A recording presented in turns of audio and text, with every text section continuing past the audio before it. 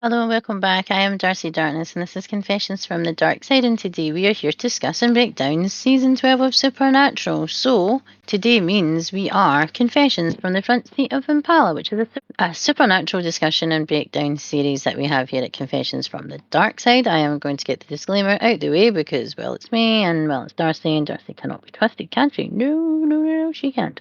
We are full of so much adult content that some of you may think this is unnecessary and some of you think this isn't needed. If you are one of those people, then thanks for checking us out. But I will say this only once. Can't stand the hate, then get the fuck out of my kitchen. Now, for everyone else who likes what we have here, the regular scheduled programming will continue. Shall we get started? And are we ready? So, like I said, we're here to discuss season 12. I have tried to record this podcast multiple times because the original one, Craigbot decided to fuck with it. It literally had something I couldn't repair inside the recording. So the 3 hours that I wasted mid-month, I've tried to re-record it multiple times. And as I said in my actual main channel, Behind the Mash Reviews, it's been a struggle this month. But I had to take a wee break, and I've taken a break from a lot of things so I could focus on the podcast alone because everything was getting too much. So bear with me, guys. We're going to pull apart, break down each and every episode of season 12. Did you like season 12? What is your favourite season of Supernatural? And what is your least favourite season and why? Let me know in the comments below. So season 11 recap. We like to get a recap out the way. Hands of God, Amara and God, which is Alpha and Omega. Dean and Amara's connection. All sides working together for once.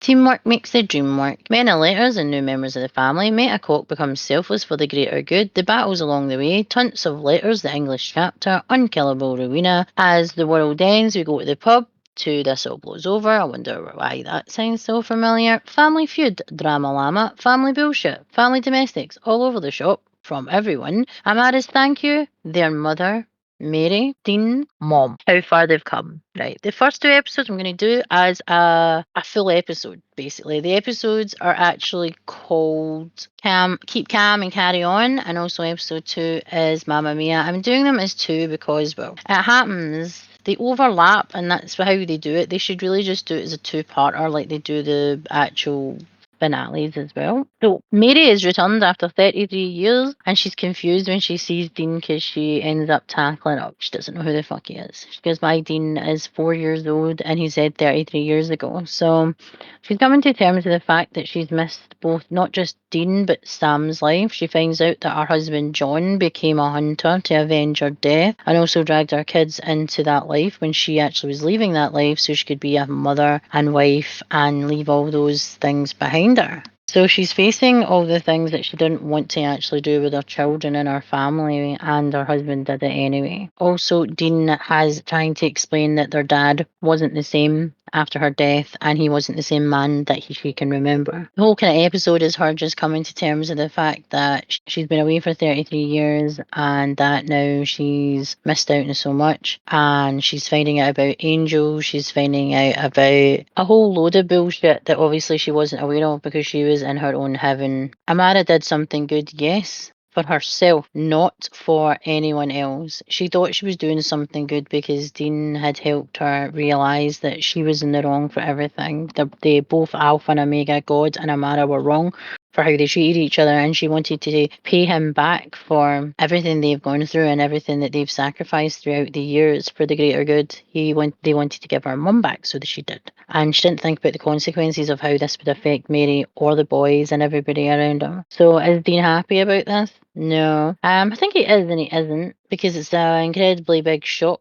It's a bombshell of a thing to do to someone, but how many of us would give anything to even see our loved one that we lost? Even for seconds, we would give anything. What will Sam say about all this? Well, Sam's a bit weird, I said, because when you think about it, Sam was a baby when his mum died, so he doesn't have the same connection. Even the 4 years that Dean and Sam have been on this earth, he had 4 years with his mum, so he can only remember the things he chooses, I think, to remember with his mum. What happens now? Well, again, never thought about that. Will she hunt again? That was the only kind of thing that ties her to her old self, because this new self of hers, she's basically taken, she died 33 years ago, she's came back and she's the same age as she was when she was taken, and not in her, what, I'd say 50, late 50s, maybe 60s, where she should be. Will she be resentful? Most likely, because again, she has taken from her time and brought to another time where she's not had the chance to adapt and see how technology, for one, has changed, how people have changed, and how the world of evil has changed. It's a lot to take in, a lot to process. And again, Amara thought she was doing something right. She didn't think about the repercussions of her actions for Mary or for everybody else involved in the family. The supernatural opening, though, this season is the Men of Letters symbol in red, and it's like a seal on fire. Again, we find out a lot this season about the Tunts of Letters, the English chapter. It's kind of based on them because they think they're superior and better than anyone else. They want the American hunters to bow down to them, but come on, it's never going to fucking happen. There'll be people who think they like the story because they've got this illusion that they can make America demon and monster free just because of how they do things in the UK. But again, the UK is tiny and insignificant compared to America. America is massive. Why didn't they reach out when the bunker was activated again? And why now? Why not any other time when the world was ending? Why wait? Because they felt like they didn't have to. They said the boys did everything. Now, Sam at the end of last season was abducted by Lady Tunt, and Lady Tunt has been torturing Sam, and they can't find her. This has been Mary sees technology for the first time, and she's like mesmerized by the stuff that Dean can actually do in a short time compared to what she would have had to have done when she was a hunter over 40 or 33 years ago, where she would have to do days and days of research like they used to do before technology and stuff. Can they be trusted? No, I don't trust them. The fact that they've let the world almost basically fall to its knees and they've just observed from the outside, I don't believe that they are who they say they are, and I don't think a lot of the people who are involved in the Menelaiters really know that how dependable they are, or dispensable they are. Are they who they say they are? No. So let's get started. As I said, a meteor hit, and it's actually Castiel. Castiel makes his way all the way, and this is where he meets Mary, and Mary is flabbergasted to find out that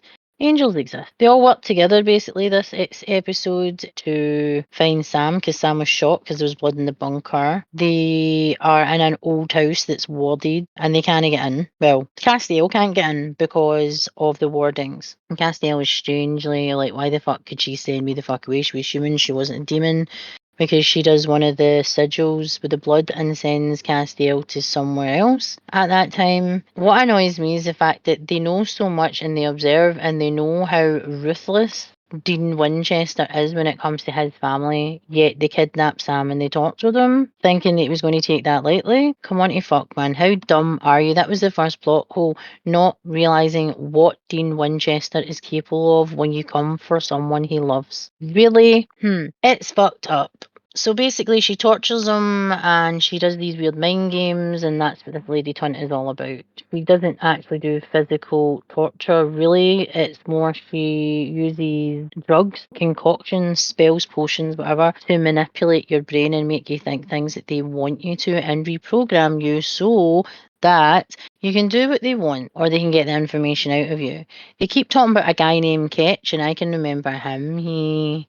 He's a cocky bastard, but he's ruthless. He's again ruthless. He's more ruthless than Dean. He cleans up. He's a cleaner, basically. He's there to clean up the mess. Leaving survivors and witnesses is something he doesn't do. So, yeah, he does that. We find out he's been cleaning up all the messes of the people that the boys have left behind. So where when they flagged up in the radar now, they said they've been watching them for years, but they've only just started cleaning up their mess now. I want to know, are they actually going back and killing everyone that they have saved and not just the ones from recently? Because then you'd have 12 years of basically, or 11 years worth of people to actually take out. That's basically the first episode, just trying to get Sam back, and it floods over to episode 2 as well. There's some deadpan Castiel that we absolutely love because he just doesn't understand things, but he understands less, but he kind of understands how Mary feels because he's not from our world. He's from heaven. He's a soldier and he doesn't understand a lot of human behaviour. He's again an observer, a watcher. So he says don't make things too complicated and just be there for her. Dean's got his head up his arse and in the clouds and he doesn't really listen. The best part, I think, of the first 2 episodes was when you see, well, 2 things. Mary in action, that it's basically like muscle memory. She remembers how to kick your ass. She remembers if she can fucking do you some damage, and she's a badass. The boys have both got their mum's fire, but Dean, he has his softer side's a lot to do with his mum as well. But you can see it in Sam. He's more of the gullible, believes what people say all the time. He's kind of got his mum's kindness that way, and her gullible traits. Put it that way. He's kind of soft when it comes to basically seeing a bigger picture that doesn't even exist because they want you to. And I'm talking about men of letters in this case. It's Sam. It's literally everybody who's tried to tell him that he's the one, basically. We also have their mother going on about baby and how she smiles at her, and it made me laugh to know that not only was Dean probably conceived, maybe I wouldn't say Dean was conceived, they got that car when she was pregnant, so John and Mary have had sex in that car a lot. And she says, "You remember me?" And it was the facial expression and the way she was like touching the car door, the interior. And then Dean realizes that his mum has memories of fucking their dad in said car and most likely doing other things. Then you have Dean, who's had sex with Anna and multiple other people in that car. And also last season, Sam put a blanket down and had sex with a random waitress, and then Dean ripped the piss out of him. So that's the connection. She's a better connection with the car, and I keep saying it. Baby is not just an object or a vehicle. She brings the family together. She's there for the good times. She's there for the bad times. She's there for the horrific times. She's there for war times. She's there for everything. She's been through a lot, and she's what holds the boys together as a family, because that's the only stable thing they've had in their life is that car. They've lost their mother, they've lost their father, they've got their mother back, they've lost Bobby, they've lost Rufus, they've lost so many people in their lives, and the car has been at the centre of it. So that is the heart and soul of the Winchesters, I would say. At the end, then you have there's Rowena and Crowley. Crowley wants Rowena to help him. Rowena's trying to find a rich guy and she's lying about who she is. Crowley shows how deeply inappropriate the relationship is by observing and lingering as his mother is trying to seduce men, which is hilarious. Crowley wants his mum to help him find Lucifer, because remember Lucifer was casted out by Amara when he was in Castiel's body, and he's burning out bodies all over the fucking shop, and because they're not his vessels. So we're just trying to pinpoint where he is and what body he's in and what's his next fucking plan. But Rowena is the only person that can deal with him, so Crowley's got to basically go with his tail between his legs and go beg his mummy for fucking forgiveness. So there's that. This is where Rick Springfield's in it. He plays a cock rock 80s he's rock band or pop band, whatever, called Ladyheart. The 80s, that was where those bands usually stayed. But we have a couple these days. Steel Panther, but they're different. So he's Vince Vincenti. Sam apparently is a fan. Dean is very, very disappointed that his brother has a shit taste in music, which we already knew. And you can only guide kids to show them like good artists. They have their own taste, but you can start them off on a good track or the right track. But hey, it's up to them whether they choose to stay on it. And obviously, Lady Hartman's not in that. So their mum is blanks. Everything's all blanks. Blanks. That's what she keeps saying. Her whole life is a blank, and she's just going to have to get used to the fact that she has a lot to do and a lot of making up to do, and that must be incredibly difficult. At the end of the episode, we see another member of the Men of Letters, and his name is Mick.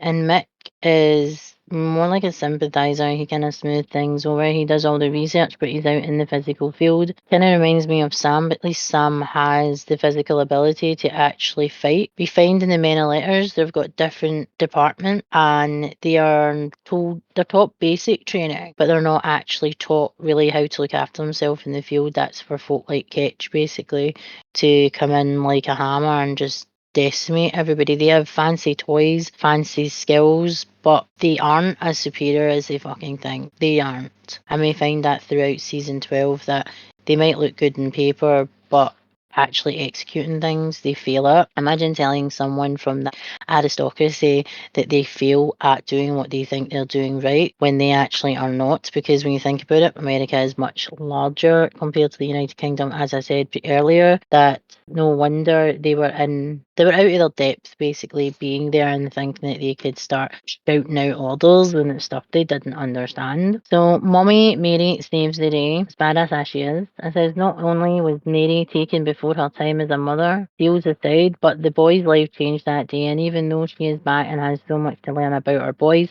the wee Winchester family has a whole journey to start, to fill in the blanks for each other, to grow, to get to know each other, to love, to live, and to move on and let go of the past and move on to what they are, have now, a fresh start. And how many of us would give anything for a chance to have a loved one back, to recreate new memories and just be happy for the right now. The reflection in this episode, they all know this is a rarity and that this happened on a fluke. They have another chance to be a family and they need to grow, learn, and just be around each other. The bond was never broken. It has just had to evolve. Lady Tunty, she was there to contact American hunters, yet she took matters into her own hands and almost got herself killed and damaged future relationships with the Menelaers and the hunters in the future. And yet she isn't finished and she isn't sorry for what she's done. Almost wrecked her mission before it has even started. She'll be benched, but she is, because she gets punished for what she does.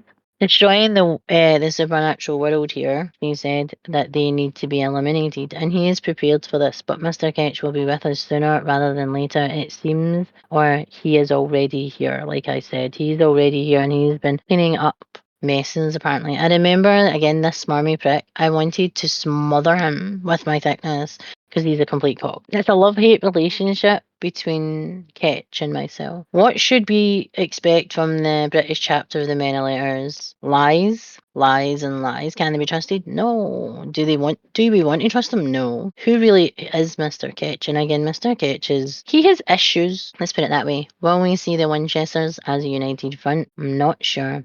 Time will tell. Next episode is called The Foundry, which is episode 3. Just the Tony Tunt and Mary fighting for our boys, and how the Menelaers was a myth and yet they exist. And I've said this since the start. When Mary started dating John Winchester, now, like any good dad, especially a dad like Samuel, he would have looked into John and John's family. Now, he would have found out that John's dad was Henry Winchester and he went missing, and they always thought he ran away, but he didn't, because he went through a door to another place, and then he, remember, pops out a few seasons ago where he still thinks it's way back then, and it's not. He finds out his son is dead and their life has changed and everything like that when they're dealing with Abaddon. So Samuel would have found out about the Menelaers then, and not just say it was a myth. He would have found out that John's dad, Henry Winchester, was in fact a man of letters. That's a plot hole right there. A big fucking plot hole.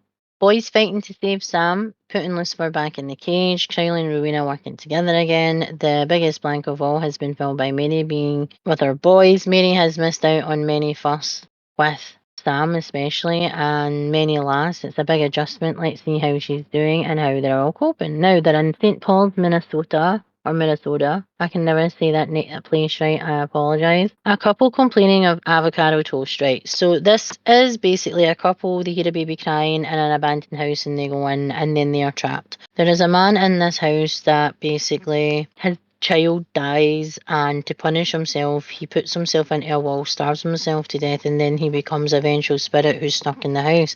And any family who moves in, he manages to lure the children away and then kill the child and then keep the children there for himself. And then the children keep crying and making noise and basically luring people into the house to actually sacrifice them to him. And once you're touched by one of the spirits, by the children, then that's you marked, and basically they know who their next victim is. Now, Mary and her ends up going out hunting because it's the only thing she knows. But she almost gets herself killed in the process because she goes into this house and this little boy is obviously looking for his mother and knows, the spirit knows, and the vengeful spirit knows that a mother will, whether it's your child or not, it's another child that's in pain and is hurting, that he will do something to help that child in any way he can.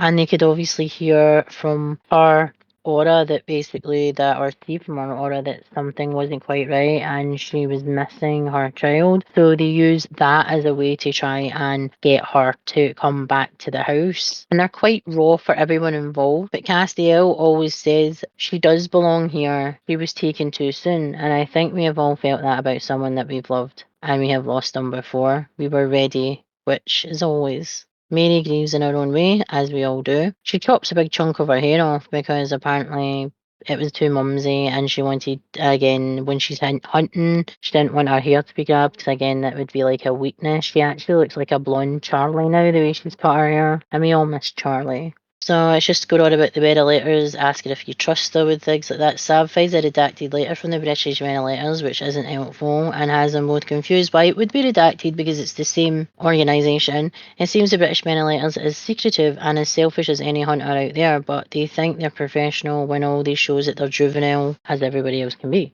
Again, Dean is still head up his ass, saying that she'll be fine. He's showing his mum, like, different foods that she might not have had back then. Like, it's a chili lime jerky, and she said it's artificial and tingly, but she likes it. So they're basically bonding over new food and bonding over things. And Sam is asking them to turn the music down, and Mary turns it up. So again, it seems a lot like his mother. Crowley finds out that Lucifer is in Vince Vincenti's body, and he thought he would go for someone like Jay-Z or something like that. So everybody who's disappeared in this house, it's unsolved, as we've said. No one really knows why, but as I said, it's a guy who's an vengeful spirit. They find his bones basically, and they deal with him. In this episode, Lucifer wants to stay in this body, so he has kidnapped Rowena, knowing that Rowena is a very powerful witch, sorceress, and she can do other things. She's very, very talented. She's a talented, like, natural witch. So she does like a druid symbol on his torso of Vince's body, and he said that he didn't recognize it, and she said she's having to adapt it because, well, this is probably the first. He's burning out of bodies because the bodies are not strong enough. So she's trying to, he thinks she's trying to make that body stronger for him, that vessel. But what she actually does is she speeds up the process of aging, and Crowley has this like sulfuric acid in these wee balls, and he throws them at him, and he said, "That'll do nothing to me," and he goes, "Ah, yeah, I know, but it'll do something to your vessel." And she sped it up, then she puts them to the ocean. That's the thing. Vince is already, sorry, not Vince, Lucifer has like killed Rowena multiple times throughout the seasons, past few seasons, because he seems to think that she's not got a plan. What the fuck, she survived hundreds of years, for fuck's sake. Of course, Mary knows what the spirit did and why she felt and saw everything when he lost his daughter. He went crazy and buried himself behind the walls, and he died, and then the new families moved in. He coveted those kids. He took them, he killed them, and his power came from them. He was so greedy and he was twisted, and there was never enough. Basically, he continued to do it over and over again, and again he lost his daughter, but that's not going to bring her back, and his daughter wouldn't be liking the fact that he's actually taking out other children. Dean is reassuring his mother that everything will be okay, and again, putting her head in the sand is never good. Mary disagrees. She misses her life and everything she missed, and John, and she is mourning them as she knew them not as adults. Gullible almost ended the world, Sam, grieving for the life she had. And again, she's not just grieving for the time she lost with her children, but she's grieving for everything she has lost along the way when she wasn't even there to go through it. She's having to deal with it now, and also having to adjust to a life that she never thought she would be in. Hunting hasn't helped. It's just clouded her judgment and almost got herself killed. She says she has to go, and this is where she leaves the boys, and Dean is so disappointed. He's like, thinking you're an ungrateful bitch. You were brought back, now you're fucking abandoning us again. You abandoned us when you fucking made that deal to save Dad and to have us. And then we've basically got to this point in life where all we've done is save the fucking world, and we get something good, and you're fucking walking away. You can't fucking handle it. You don't want to fucking open yourself up and let us help you, because the boys have more things like this in common, because they've both went to hell. They both literally got fucked up for the greater good so that each other wouldn't have to suffer, and the mother wouldn't even reach out to them because she doesn't know how to. That's the only thing, Dean. She doesn't know how to reach out to her adult sons because when she left you, you were children and baby. Dean is silent again, and they're both devastated. She tells Sam, I love you, and she loves them both, but Dean cannot even look at her. The boys both different yet the same, but Sam did say their mother needed help. So did Castiel. She was screaming behind the mask she was wearing in front of everybody else, and Dean couldn't see it, or he was just ignoring the fact that she was who she was. Who knows? Was it? Suck it up, Buttercup. Episode 4, American Nightmare. The recap is Sam's visions and people like him with abilities past Ellen. Castiel helping Mary to realise she isn't supposed to be here and she has to leave. Mary leaving. Dean's face said all this episode. He was gifted his mother's return as the boys needed this, and yet she chose to leave, as did John throughout their childhood. But as a mother, I understand that she's unsure of herself and she has missed out on so much in the boys' childhood and was taken before she should have. Due to the actions from her past, instead of finding out everything and catching up, she has decided to leave her boys. After everything in a world where she doesn't fit in, to go out alone. This I don't agree with. I think the boys could have helped her to an extent, but she didn't want to stay as she has had so much taken from her and she felt lost. She felt lost the boys are back to being on their own as always, and it seems they are better off without the version of their mother they don't know, as she doesn't really know herself. Now, this episode again is where we see Ketch for the first time at the end. So it's basically a girl, basically. There's a few people, basically two people, a woman and a man, both basically involved in this person's life, and they are got stigmatic injuries like the whipping on the back all over their body and the stigmata from the nails in their hands on the cross. And they're speaking Aramaic. So the boys dress up as priests, as they do, and they've done that many times for this sort of thing. We find out that the girl, there's a family, and they're basically live in the middle of nowhere. They don't deal with the electricity or technology. They had a life before where they were rich, and all they did was basically buy things. The mother was a pill popping, basically drug addict with pharmaceuticals. She ends up in an accident with her daughter. Her daughter screams and actually stopped the car, put the car into traffic. We find out she has telekinetic powers. The mother thinks she's evil and that she's the devil, so she went like crazy old school, Old Testament type thing. The authorities are under the impression that Magda, who is the girl who's actually got this incredible power, that she can touch these people without even meeting them, that she has a connection when they come to the house, and she's trying to ask for their help, and them getting her injuries is actually the torture that her mother puts her through on a daily basis. They think Magda died of pneumonia, and because they wouldn't take her to the hospital because of their beliefs, she died. She didn't die. They have her in the basement and they've been torturing her every single day. Now Sam ends up poking his nose in where he shouldn't, and then he finds out about her and he ends up being imprisoned by the mother as well. Sam tries to tell her, look, I had these powers and you are not evil, you are not possessed. You have these powers and these gifts for a reason. But the mother is like, no, she's a devil, she's a devil, she's a devil. So the mother actually poisons the food of the family, including, and her husband eats it and they die, because she says that they'll all be together whether they're alive or whether dead. Magda uses her powers and she ends up taking her mother out. She doesn't kill her, she survives, and she will get the punishment she deserves, it seems. But Dean and Sam think that putting her on a bus to Florida, that she'll get to Florida and be with her aunt on a ranch and just like be in the middle of nowhere and maybe just heal and get better and start to adjust to a regular life, because she's been in there for years in that basement being tortured by her mother, and her mother making her inflict these atrocious violent acts against herself. But she's on a bus, she gets off, and then you hear a motorbike, and then you hear which is the silencer of a gun, and then a guy leaving, and then Magda dead on the floor. This is Ketch cleaning up, by the way, and they think they've done good by that lassie surviving all that atrocious shit to having been taken out. They don't know about this yet, but we do. So Dean and his mum have been texting each other, and she's getting to know things, and that kind of reminds me of when Castiel, he doesn't trust technology, he still doesn't, and he says this to Mary.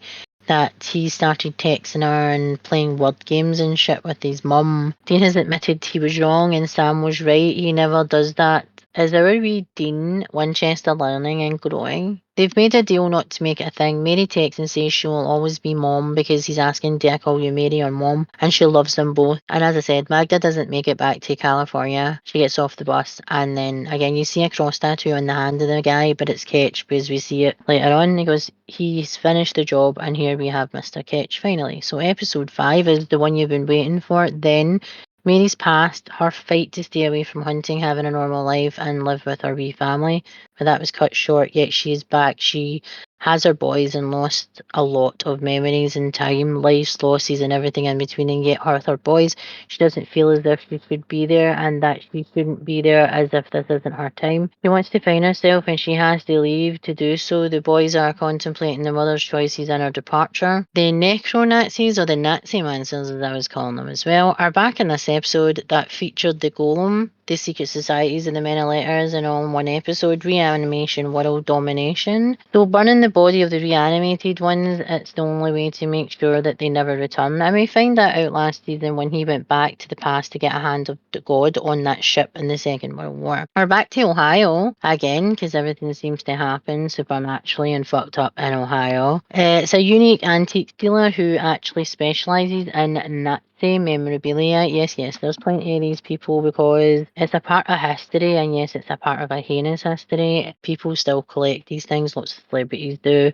So it's a pocket watch this woman's looking for, but it's actually like a magical item, a cursed object. And when you touch it, you literally you combust, you basically turn to ashes, basically. But it's a thing that the Nazi mansers, or the necro-Nazis, or whatever we're calling them, they need this for a ritual that they've been, because remember, they've been living forever because they have been dealing with supernatural so that they can actually go on living and continue on Hitler's main objective, which is world domination. And we find out that the Steins had a hand in this and they used a lot of their knowledge to basically continue what they were doing. This episode is where they bring Hitler back. Yes, you heard that right. Hitler has a relative. Adolf Hitler has a great grandniece or granddaughter or something like that. And this girl was adopted. No one knows who the fuck she is. They know who she is. They've been watching her, but they need to drain her and use her blood with this pocket watch.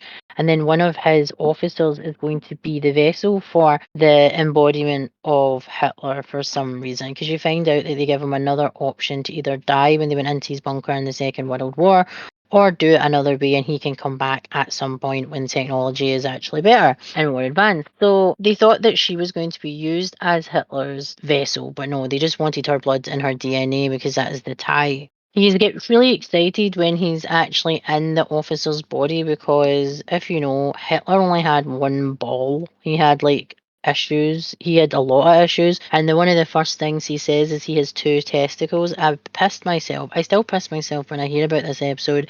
And I always thought the episode was in season 11, not in season 12. But he's so excited and he's like a child. And apparently that's a lot like what Hitler was like when he was excited. He actually acted like a child. And he is like ripping the piss out of his officers and then having a joke. And then he jokes about someone's wife and then realizing that his wife would probably be dead and stuff. And then he's like, oops, sorry, kind of thing. And then laughing about it.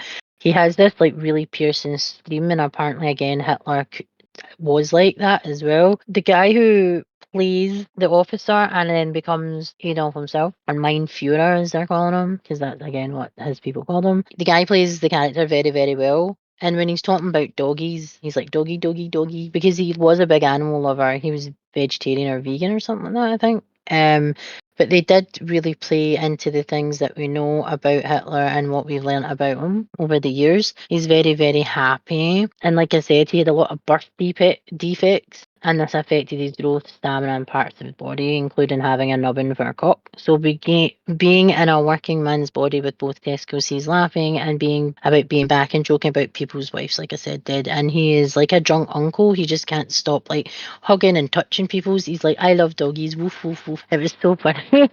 Because again, lover of animals, and he had lots of dogs surrounding him. Dina's smiling about the situation. Then he asked about the body having an upgrade, and he said he's happy about it, and he loves the mobile phone as well. So he's happy about not having a nubbin anymore and having an actual penis, a working penis, and also mobile phones. Oh my god, they've basically made him simple as fuck. Dean hits a campy running Hitler, which is hilarious because it's so funny the way they had him running. It was very, very camp. So it was, and he shoots him. Sam turns around and says, "You killed Hitler," and Dean says yes, and awesome smiles about it, and he can't stop saying, "I killed Hitler," and now he needs to get t-shirts made and drinks for life. The rest of the ghoul, as they're called, will come after the officer's son, and the officer's son they let go. And again, do we think he was just let go? Is this another catch? I think so. They have a Dr. Phil moment with the girl, as they do. Ellie asks what's scarier, going back to medical school or facing the reincarnation of Hitler. Sam and her both agree Hitler.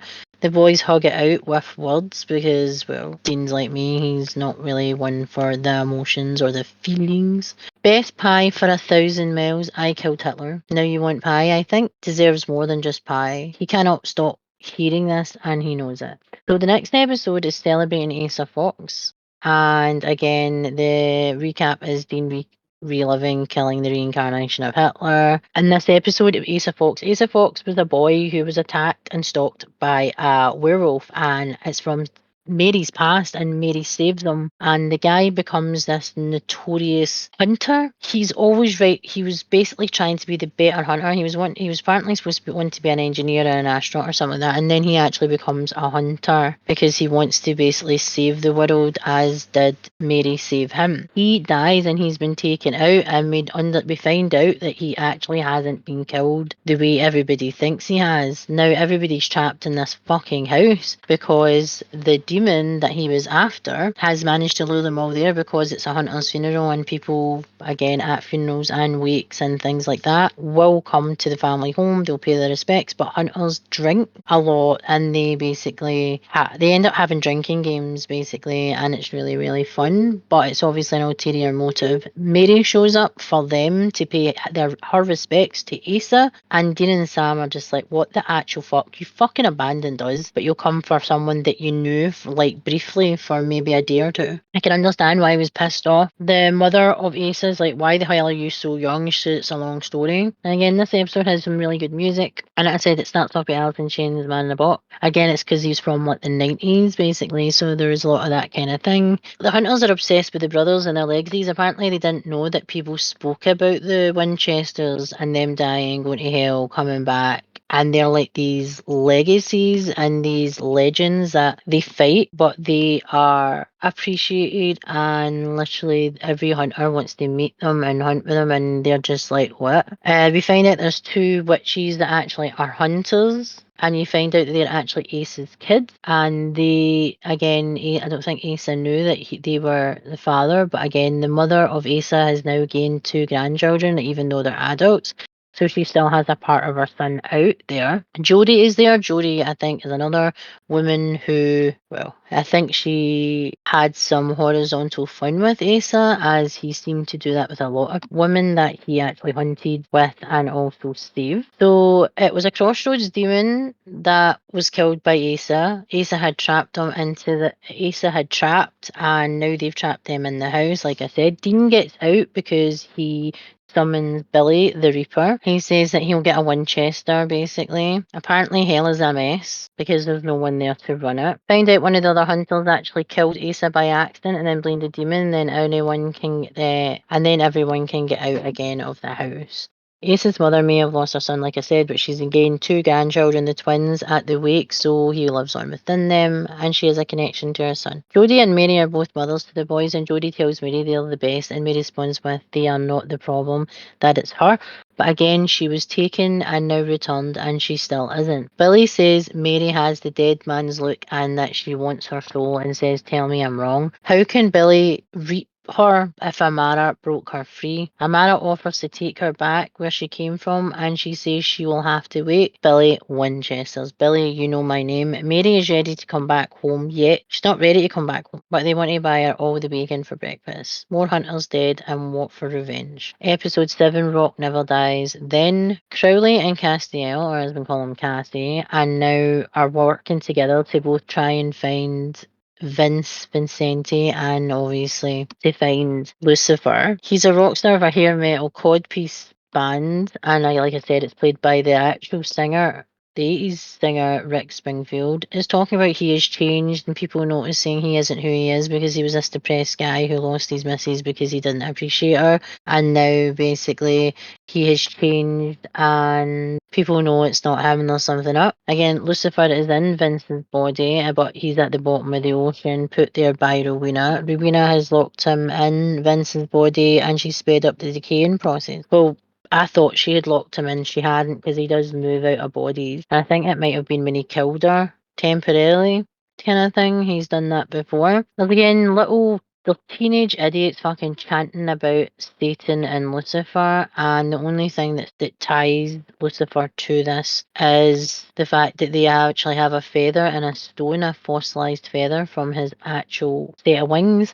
And this brings him back, but again, he's been sped up the process of aging, but he takes the stone and he takes its powers to heal himself temporarily. So he wants to bring back Ladyheart and make them big. And again, reunion tours don't always work out the same. They're never the same. They're never as good. They're just usually old and needing money. Charlie has lots of connections, apparently, in Hollywood. If you weren't aware, most people would sell their soul for a career or money or clout in Hollywood. No shit. So the boys are basically Agent Beyonce and Jay-Z, which is hilarious because it makes no sense. It was like Britney Spears he was using as well, and Aguilera. It was hilarious. Crowley together again. Yay. Crowley was trying to explain what Vince's sway is over his fans being Lucifer. He gets one of his like really like number one obsessive infatuated fans to carve his his name into her chest with a knife to prove that she loves him more than anyone, and it's infatuation. It's like a sire bond where you will do anything and you'll hurt yourself and everyone around you just so that he will love you, even though he doesn't. He just claims to, and he knows that he can do anything he wants and manipulate you in the process. They have a secret venue with like a limited number of people. He wants all new souls. He doesn't want old fans. And again, they find out where he is and they go. They have Inoki in handcuffs, and again, doesn't always work. Great pep talk, boys. Go Team Crowley. Cass will give them 3 minutes. Crowley make it 4. I helped. So they're basically trying to take him out. And again, Crowley and Lucifer have a really weird relationship. He keeps calling him Bad Doggy because, again, he had Crowley in a cage and he was basically punishing him.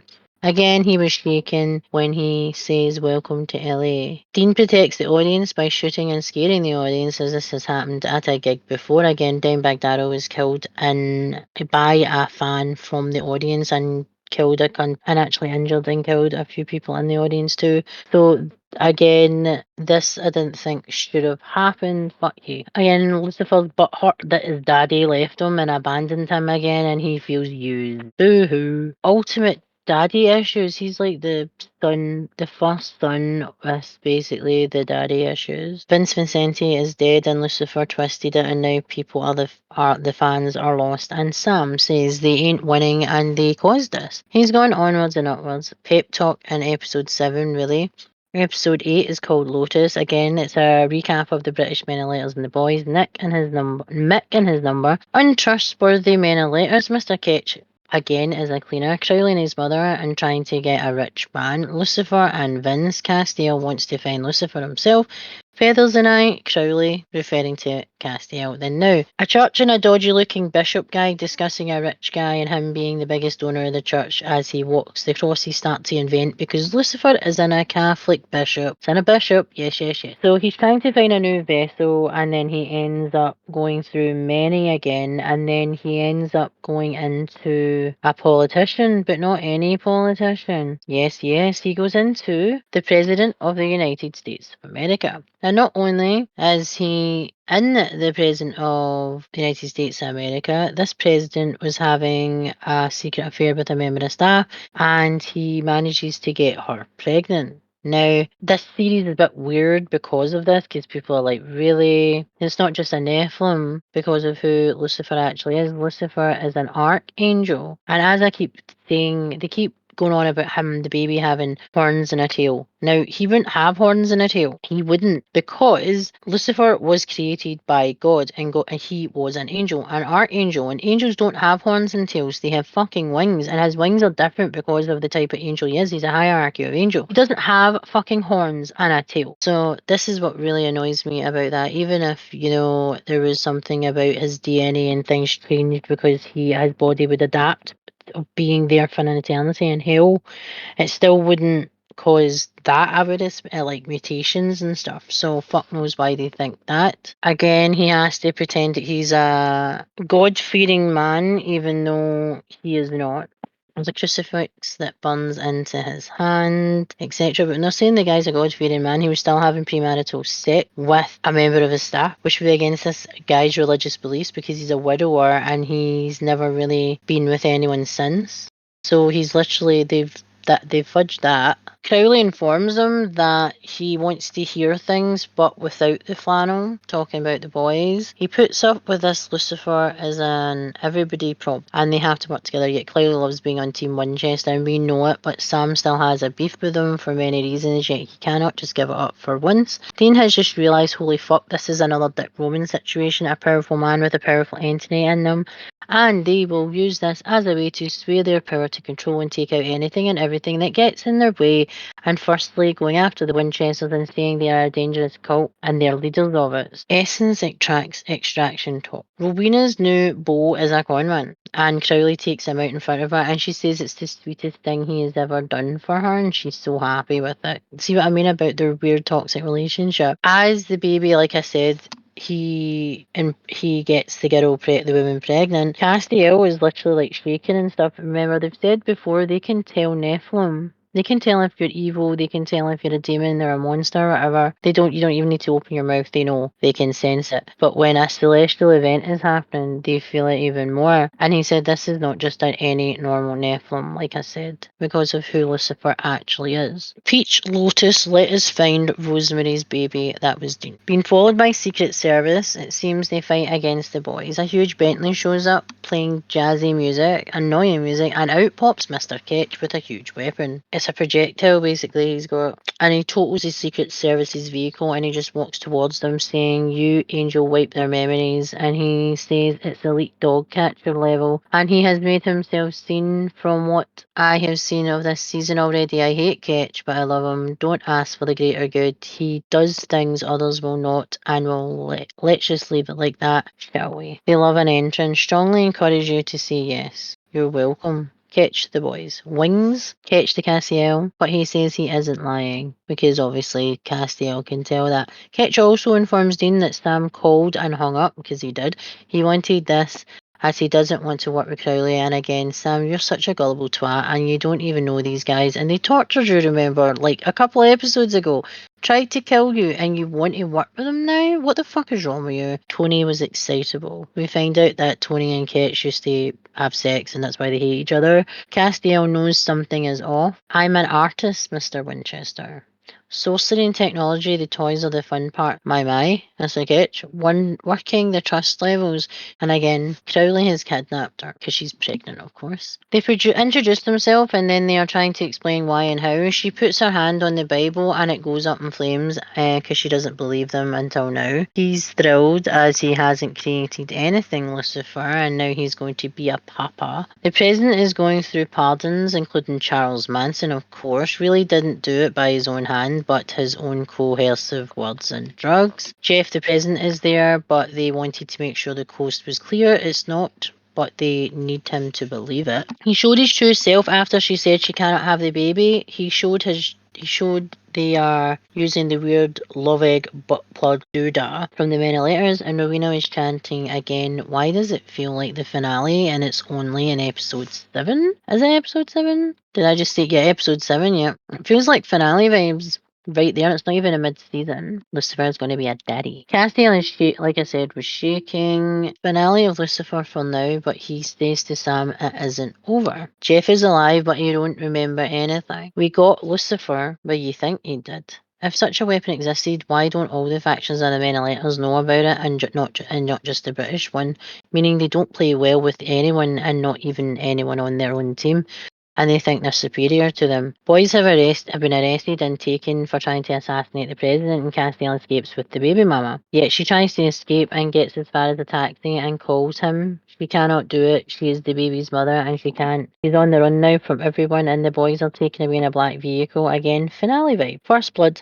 Recap hunting is what our family does. This is Sam talking and showing them hunting and their mother from past to present. AC/DC, you want blood plays again. Feels like the prep for a finale and it's only episode 9. The road so far, the many letters versus the Winchesters. A mother's love is eternal no matter what. Where they were, where they are right now, and how they can work through it, or let's destroy it. Lucifer and the Nephilim. President, it's okay, but Lucifer is in the Men of Letters butt plug. Is he though? No. Dean and Sam captured with this, but what the whole Men of Letters wanted, or is this part of the plan to make them look good? Guys, they are not who they say they are. Cassiel's on the phone to Mary who's in Kansas, but he's lost everything and everyone. They are looking into the boys. The guy who was working as the security head, he said that the new guy, the terrorist specialist, is smirking because they've taken him to a black site somewhere that they don't know even exists, because they want to find out what they did, why they did, and who the fuck they are. Yet the main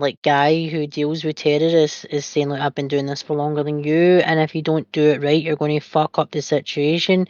Dean makes a deal with Billy and makes them dead temporarily so they can escape, but didn't tell them that they have to sacrifice someone. A Winchester has to die to basically replace what they did, basically, because that was the deal, that someone had to die. Billy's been wanting one of the Winchesters for many, many seasons, especially the fact that they killed Death, her boss, because of the mark. Again, there's a lot of Mary and Castiel uneasy with each other without the boys, and she blames Castiel. Castiel blames himself because he's that type of guy. They've been gone 6 weeks, 2 days, and 10 hours at this point. When they break free, the Secret Service have... Again, it's fucked up that the Secret Service, obviously they're not as good as the Hunters, it seems. They get outdone by basically the boys. And they also have Mary contacts the Men of Letters, and you have Ketch who comes to help, because then you owe them a favour, and she wants her boys back. And they play on Mary being brought back and how she's a bit gullible and she can be easily manipulated because she just wants the life that she was trying to have before she died. So this is what this episode is. It's called Site 94 and apparently it's off the books. I'm not sure who I prefer more. Ketch the dickhead, but I do like his toys, but Mick seems to be a good guy but is manipulated by his own faction of the Men of Letters. That makes him easily dispensable.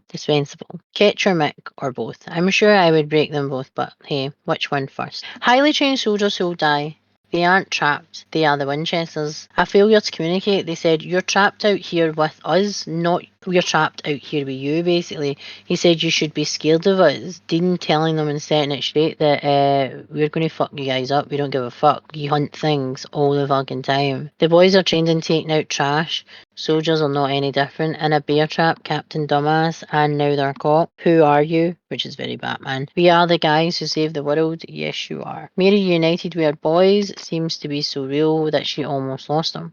They have found out the British Men of Letters helped find them. Ketch isn't happy that they left survivors. He likes a clean job in a dirty place. He is all about no witnesses, no word getting back about this. This would make him feel very, very dirty inside. The boys' car just stops, and like I said, Billy has ended up being taken out. The world needs you and every last Winchester in it, and he won't let them die as they mean too much and everything. Castiel takes out Billy, and again, when you take out a Reaper and you take out death, well, there's always actions have consequences, and it's biblical proportions in this point. Have we seen the last of Billy? I am not sure. No loose ends that Mr. Ketch dealt with that and he enjoys it. All witnesses dealt with and all in the world is none the wiser. American Hunters, let me paint you a picture, a better world without monsters and creatures. Those eyes, Mick, I am listening. Episode 10 is Lily Sunder has some regrets. Now she gets called Patches. This actress was in a TV show called Sybil. She's a redhead. She was also in Urban Legend, a horror movie with Jared Leto that was out like almost 20 odd years ago, maybe 30 years ago almost. Again, the journey so far is with the Nephilim and Lucifer, all celestial, part human, and will most likely be a powerful entity, which he would most likely use for his own basically good. Cosmic Juju of epic biblical proportion, Billy being killed by Castiel for the greater good of humanity, and it has a consequence. Good versus evil, a journey, carry on. A person playing an old video game in a bar, you're too old for video games. Have we met? A redhead with an eye patch. It's Miss Pasternak. It is from Two and a Half Men. The powers don't work against her. Oh, Benjamin, your little angel tricks won't work on me. Double angel blaze, feisty girl fight. Revenge, that's right. Call your friends, that's what she wants. Castiel hears the call. I've waited so long, and then she kills the angel and she walks away. Supernatural screen. Apparently Merritt doesn't need her sons with help with hunting. Who is helping her? Ketch, perhaps. They are trying to track Kelly, Lucifer's baby mama, and they're having none of it. Jelly beans and G-strings. Castiel killing Billy. What the fuck? We found out that Benjamin was special friends with his vessel and he wouldn't put her in danger. Castiel has realised that this is bigger than he realised. So basically this woman has went through trials to become the entity she has become. She's uses angelic powers and spells and craft to take them out using their own powers. We find out that there was a team of angels that were on Earth a long, long time ago, way over 100 years ago, and Castiel was part of that team. Ishmael was the main guy, and he fell in love with a human. That human, the human with the red hair, she had a child, and he told everybody the child was a celestial being. Now, we find out if there was a celestial being that was part Nephilim, then it would shake heaven, so they would know about it. So it wouldn't just be Ishmael would know, every angel would know, every angel would feel it because it's a celestial event. He manages to basically brainwash a bunch of angels and tell them that they have to take out the mother and the angel father and the child. We find out that Ish, for him, he taught her about a bunch of shit about angels. She was actually studying things about Enochian beings, and she was like a lecturer. So the ultimate price for her rejecting him, he killed her daughter because she fell in love with another angel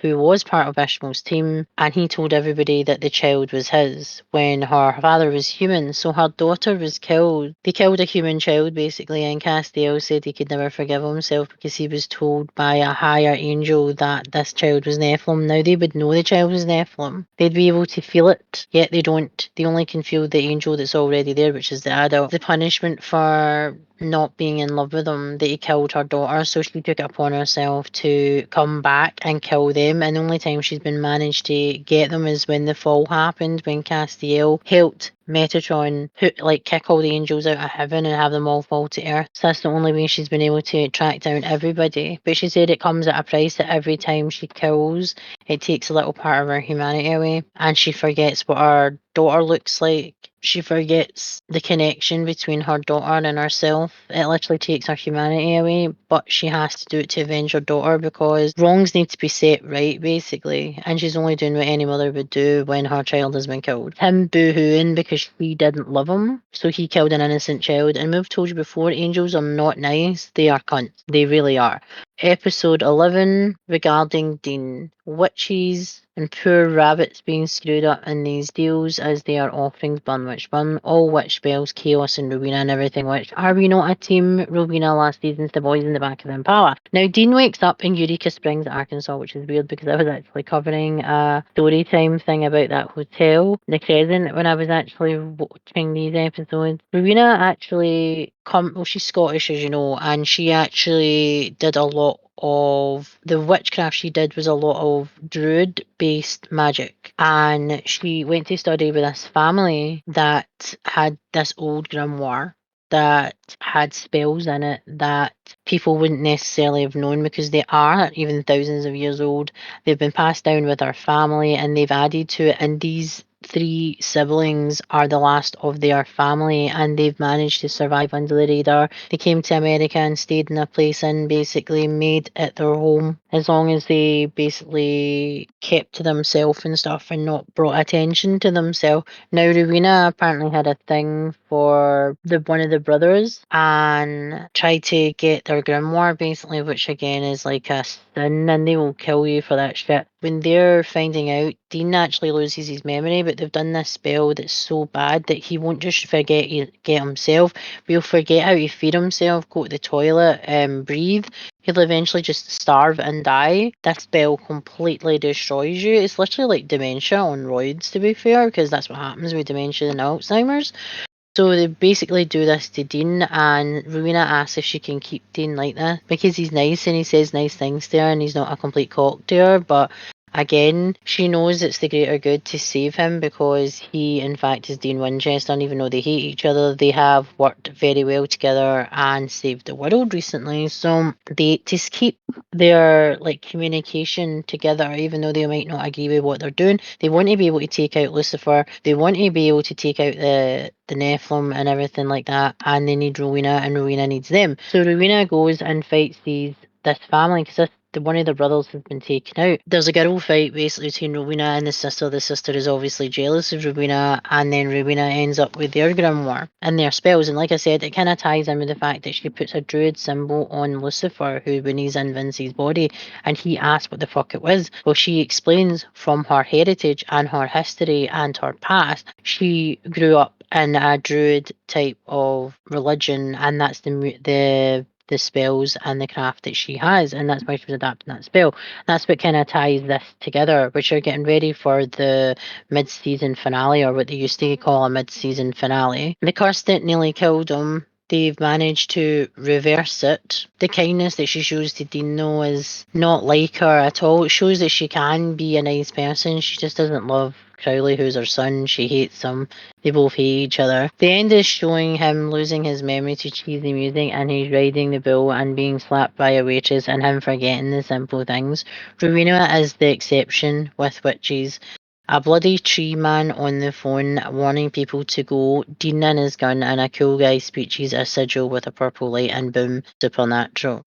Episode 12, Stuck in the Middle You. Recap, catching the men in letters, saving them for their with their fancy toys, and but they're still dicks. All about the men in letters and the baby, the Lucifer, an Nephilim, an Archangel and a human. A future with no monsters and supernatural, just life, men in letters to Mary. Catch, tell me a story. Castiel is called handsome by the waitress, and he is like, this is a teachable moment for Castiel. That's Dean. Fighting casualties, etc. The music playing is cheesy and it's not the boys' style. I know where Sam gets his gullible streak from. It's obviously his mother. The wounded angel Castiel listening to a preacher in the car, and no one is because God has left the building and he's been for some time. I feel this episode the jobs are being set too high for Mary for her to have regret others. Then the boys get involved when then the men are letters like they are playing everyone. Which I wouldn't be surprised because they are cocks and they have stayed in the ones forever. Urination, I understand. Castiel to Mary, as she said, sometimes she gets nervous. The demon and slash entity that they're actually trying to find, Mary apparently wants to she brings in another hunter from elsewhere, and they say that they need to get something, that there's something with this demon. He's being watched and protected, and they don't know why. Then we find out he is the last prince. Well, there's two Prince of Hells on Earth that we know of. Dagon is actually a woman, not a man, but it's a prince. Abaddon, again, was a woman, but was a prince. And then there was this Prince of Hell, and he has also been protected by Crowley. Now, he was asked if he wanted to be the King of Hell, and he didn't want it. You take it. Now we find out that Crowley gave him a weapon that's Michael's staff. The staff has got basically runes in it that protects it, and the power is in the runes. And he basically kills the good slow and kills the evil quick. He collects things. He basically just wants to fish and sit in his house and live out his life. He doesn't want to do it. He's not really a prisoner, but he gets everything he wants and he just has to play nice and be quiet. Crowley says to the boys, you don't know what the fuck you've done. Why the fuck are you here? This has nothing to fucking do with you. Mary was working for the Men of Letters and she stole something. He wants something back. Castiel almost died because of it, and their friend died in the process, and she doesn't seem to care because she wants this life that Ketch had promised. No monsters, free from hunting and living your normal life, something that she tried to do when the kids were wee so she could actually live a normal life with John and the boys. And Ketch is playing her with that, and that is what he does this full episode. She puts people at risk for something that is basically a pipe dream, something that doesn't fucking exist. They're telling them things that people want to hear, so you'll actually do things for them and help them in any way you could for the actual thought that you might have a normal life. To break the curse, after stabbing Castiel because he's unable to heal himself, is that Crowley breaks the staff in half and all the magic comes out because it was in the runes, and that's him healed. Castiel looks like shit, like I said, black ghoul from the lands, and Crowley remembers all the runes. He breaks it in half and the magic is in the craftsmanship because he gets his knee and he breaks it. Crowley has saved Cass and he says you're welcome, and the blade part falls to the ground as he disappears. It's like he didn't want to be thanked, even though technically he didn't cause this. He did give the Prince of Helm the weapons, but they went into a hornet. They kicked a hornet's nest that he shouldn't have anything to do with it. Mary has it written all over her face and no one picked up on it that she was lying. She just lied to her family for strangers. What a bitch, Mommy Winchester. Well, that's quite a story, Ketch to Mary. He admitted he sent them in and they didn't know what he was, but he had something they wanted, which again shows they aren't as good as they claim, or as nice as they portray themselves. Ketch apologises and says they made a mistake again. Not good enough as someone died and there could have been many. He wants to see what she stole and almost got everyone killed for. Hello, beautiful. Apparently her father spoke of this artifact. The cult. The boys had lost this. They've went through heaven and hell for it. Crowley has a prisoner and they are laughing, and it's Lucifer. Dukes of Haphazard. Lucifer to Crowley. So instead of Lucifer going Essence getting into that butt plug looking fucking thing or the many letters, he put something in the spell that put Lucifer into his original vessel that they found, and that he's actually warded as well, as he wants to punish him for everything he done. Family Feud, episode 13. Men of Letters, bedtime story. Talking about a safer world without monsters and demons, saving the world for the future, living a normal life, a life that Mary herself walked away from hunting for, and yet get them preying on a woman who only wants to be a mother to her son, something that was taken from her, and she fell for it. Though she betrayed her sons, her family, and got a fellow hunter killed, if anything happened to Castiel, I doubt Dean would ever forgive her. She's betraying them in front of their eyes for the Men of Letters, something she even said herself was a bedtime story and that they didn't exist yet. They're here in front of us and she's working with them. She trusts them when they want to kill her family, and also they kill innocent people involved in the cases they take on, so there are no witnesses. Again, I don't think Mary's aware of this at this point. Random old lady shaking in bed at night and then explode her blood over a family picture in her room. No trace of Kelly and the baby, and the boys have nothing. A teacher, a dead tongue is missing and his organs are fucked with. They think witch.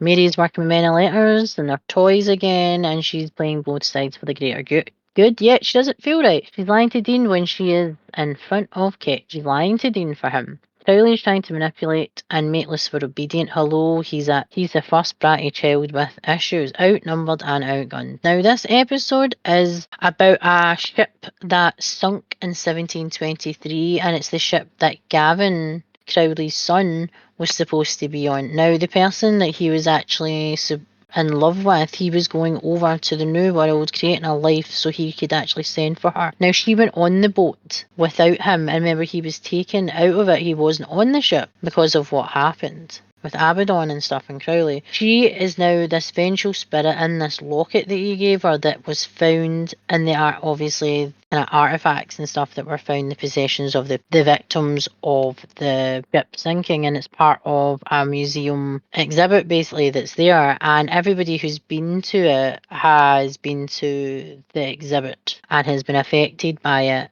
and it's been like the weirdest deaths basically. And to rewrite this wrong, they have to put Gavin back, and the boys go and get Rowena because Crowley won't do it himself because he won't. And again, they know what happened when Balthazar stopped the Titanic from sinking, so he didn't have to hear that Celine Dion song. He totally fucked people up, and people were born that shouldn't have been, and then they all died together and things like that. So all because he didn't want Celine Dion to be famous because he hated that song. This is Rowena getting back Crowley after Crowley killed Oscar, the child that was sick, that the family took her in when she was fleeing because she was a witch. She did a spell that not only cured his cancer but gave him the ability to be immortal and not die or really age.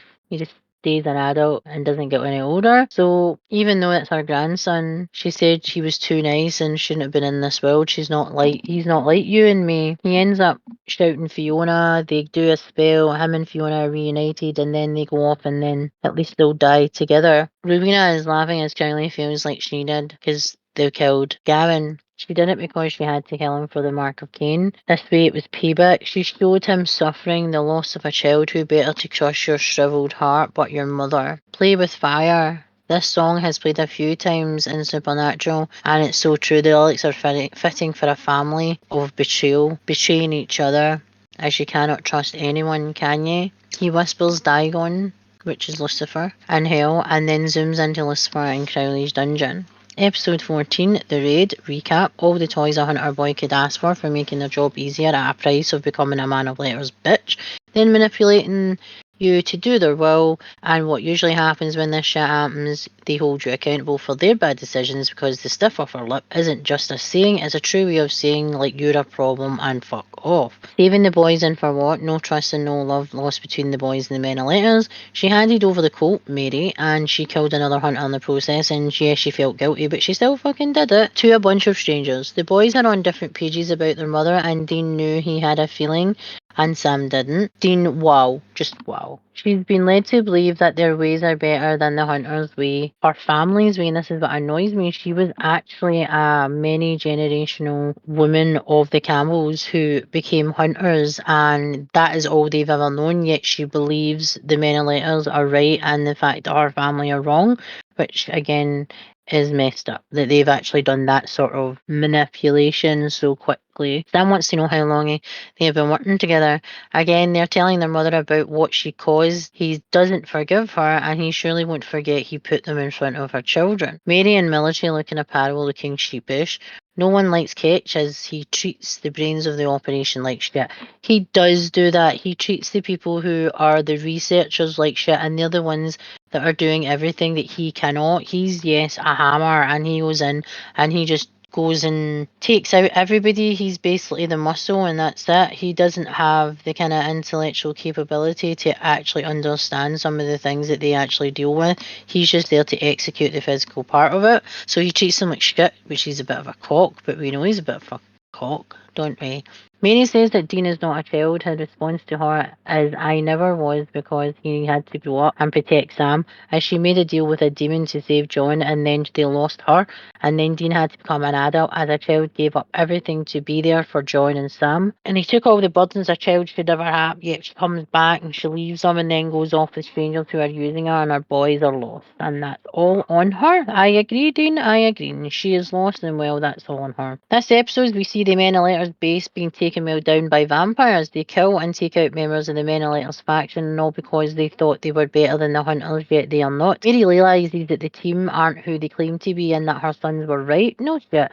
They tortured Sam, and yet she went to work for them anyway. She only went rogue because she didn't do the things by the book. Dean threw his mother out as her loyalties weren't with them, and Sam agrees, and they are both heartbroken. Mick has told Ketch that it's not up to him who they keep on their side. Dean said she has picked her side. Mary thinks she's doing the best for her boys, mean that she won't hunt anymore and that she is messed up. But she wants to give this a shot so they can walk away and have a normal life. But it's not as simple as that. Sam said he chose to live it. He didn't fit into college or anything, but again, they are collateral damage. He thinks she is doing this for the greater good. There are things changing, please let me show you. And he enters the base. Ketch is at the bunker and he is being cocky as per usual. Ketch is trying to bribe Dean with expensive whiskey. Don't fall for it, Dean. You're better than that. They're being beefed to kill all vampires completely. Now, this episode, basically, the people who are the bookworms, as Ketch was saying, said that the alpha vampire hasn't been on this shore for 10 years at least, and Sam turns around and says, no, I met him 4 years ago. He is indeed here. He has been here for a long time, and you are wrong.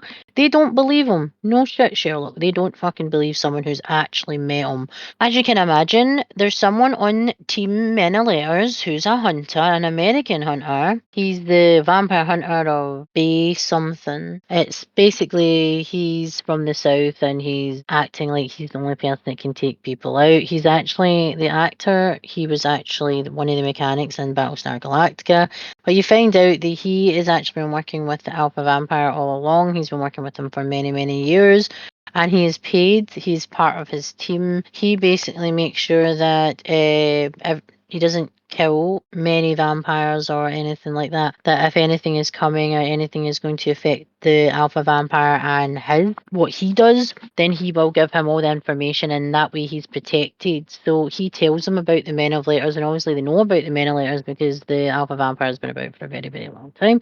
Because he is the alpha, he is the first, and he was created by Eve. Sorry, he was created by Eve. They are in the base and they get in. They take out everybody. They find out that they have the coat, and that's what was in that actual place that they were in, where their hunter friend were killed by their mother, basically, the hands of the mother, because of her neglect to actually fill them in the full story. And they have silver bullets, and they do a spell that makes the bullets like the special bullets that were in the coat anyway. They kind of get in a tussle with Mick because he shows them the bullet kind of thing, and it's like, he goes, you know, that gun kills kills everything, but two things it doesn't. And Sam says, this wasn't going to kill him, then he would be dead already. And Sam doesn't need a second option to kill this alpha, because this alpha was wanting to turn Dean, remember? So, because of one of the other vampires, when they found out that Dean was part of basically the change, he knows him and he can sense him, but Dean's not there. That's the thing. It's just Sam. He shoots him and kills him and takes out the alpha, and the men of letters, like the kind of analysts basically, are like, holy fuck, what the fuck happened? And the people that are left, but everybody who was a traitor that day, including the other hunter who was working for the alpha, is dead. But again, this is what boys are trying to show. The men of letters aren't as fucking professional as they are, and they are definitely missing something. There's something charismatic really wrong with them. They don't have any. That's the problem. Again, alpha vampire basically must think they're all dumb, but he is even more dumb, thinking that he could literally toy with Sam and Sam not going to shoot him. But as you know, when you're shot with a Colt, basically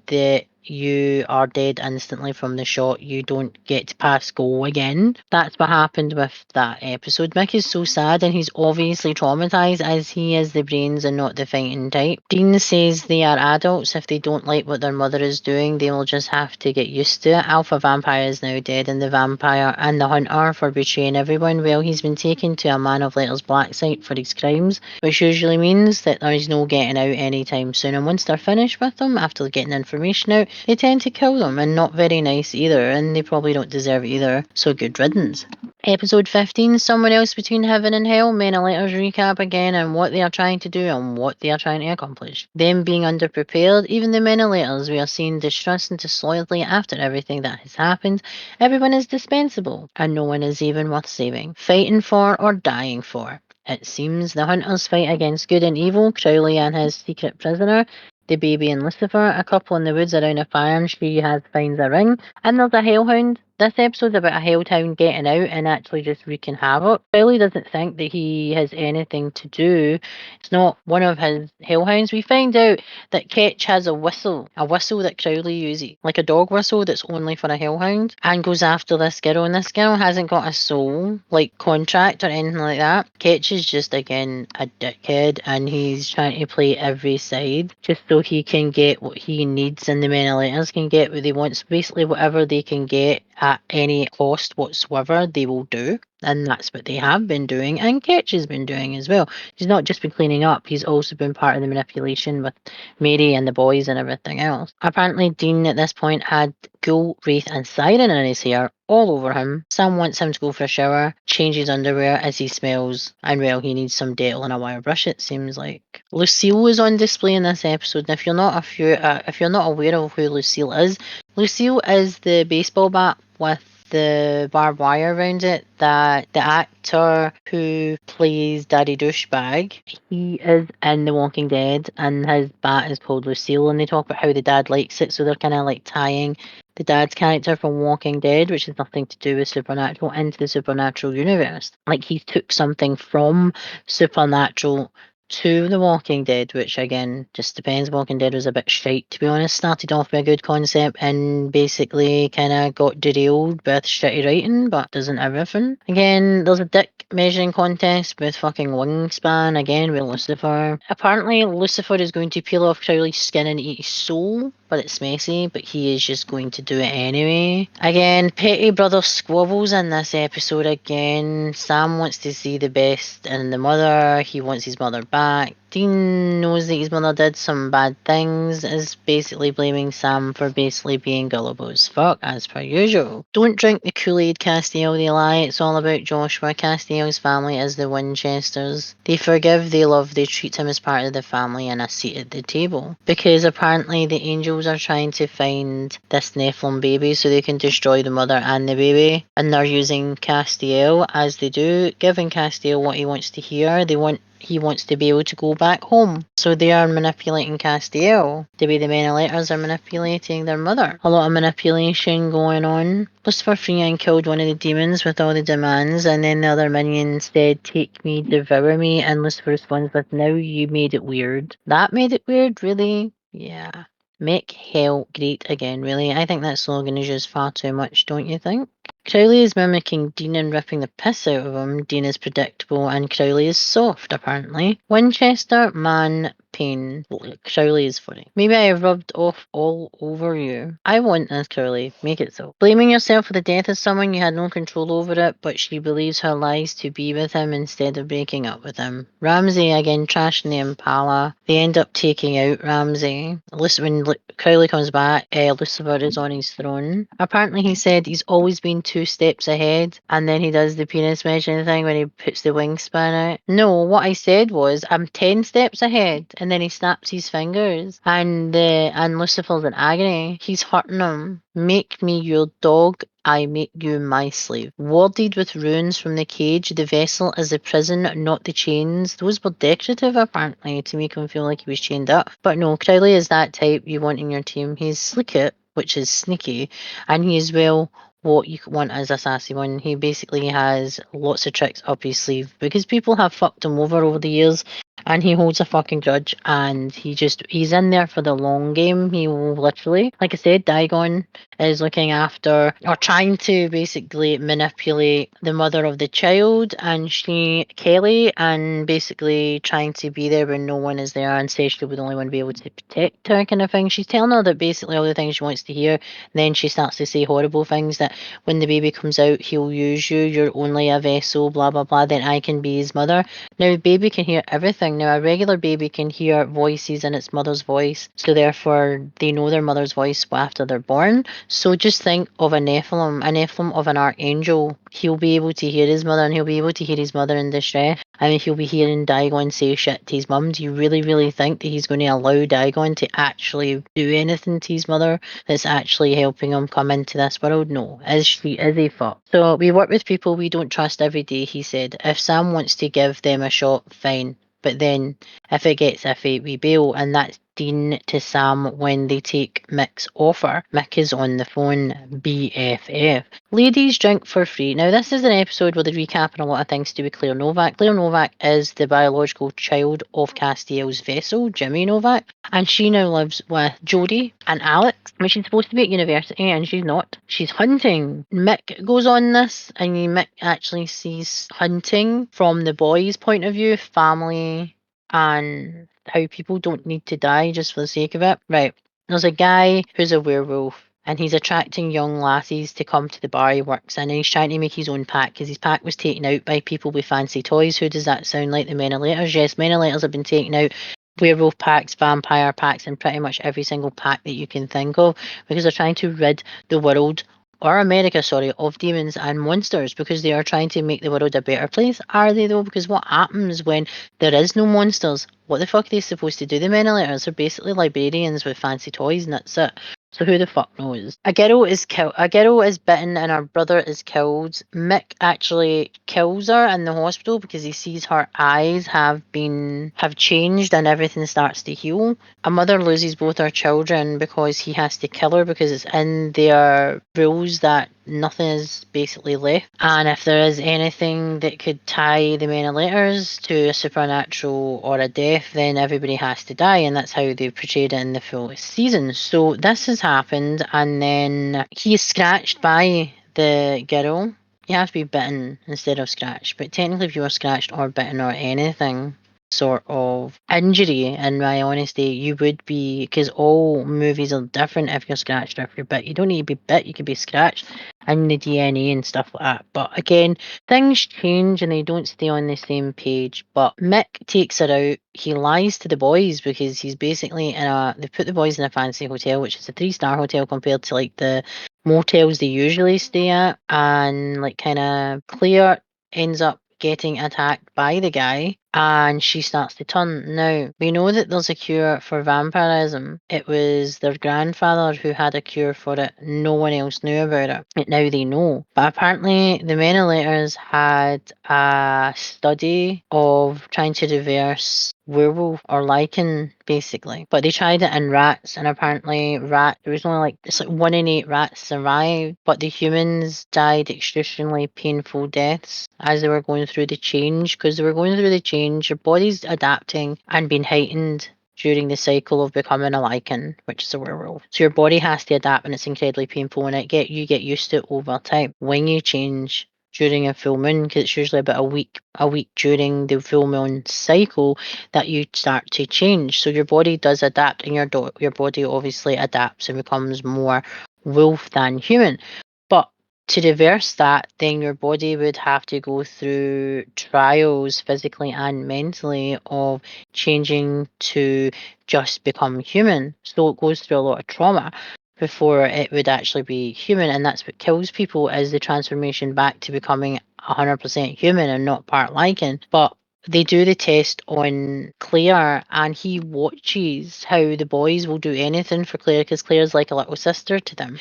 She says that she wants to die because she doesn't want to go back home and possibly put Jodie and Alex, her family, at risk. She wouldn't want to kill them or change them or do this and be hunted by people like the boys, and he said they wouldn't let that happen. So they do everything they can to try and save her, and they kill that other werewolf and stuff as well. But Mick is like, we need to kill her and things like that, and he's like, no, you fucking won't touch her. And he's basically told that they'll fucking kill you before you'll get to kill her. So they're very, very protective, and that's something that Mick, again, he's not used to actually having, because you find out that he actually was found by the Menilators to pick pockets, and that's how he was found. He's not one of them, and as you notice, Mick doesn't speak like them. He's not got this pompous fucking snobby as fuck accent like a toff. This aristocracy fucking bullshit. He's got a proper Cockney London accent where he's not from that world. You can tell there's something different about him. They do an episode about him next, but it's the fact that he's never had someone having his back. He thinks the men of letters have his back because they put through him the education and they've trained him and stuff, but they've not loved him or gave him any love or gave him anything that he could actually associate with having a family, the way the boys are with Claire and the way the boys are with each other. So Claire gets healed. It's called plasma therapy. And then they laugh about there's apparently a Harry Potter like library type thing in the Men of Letters, and apparently Sam would love to go there. So Mick's alibi doesn't add up, like I said. They find out. He says that you get a second chance, but they won't give him a third after they find out about him lying about killing the girl and stuff. So they've gave him a second chance.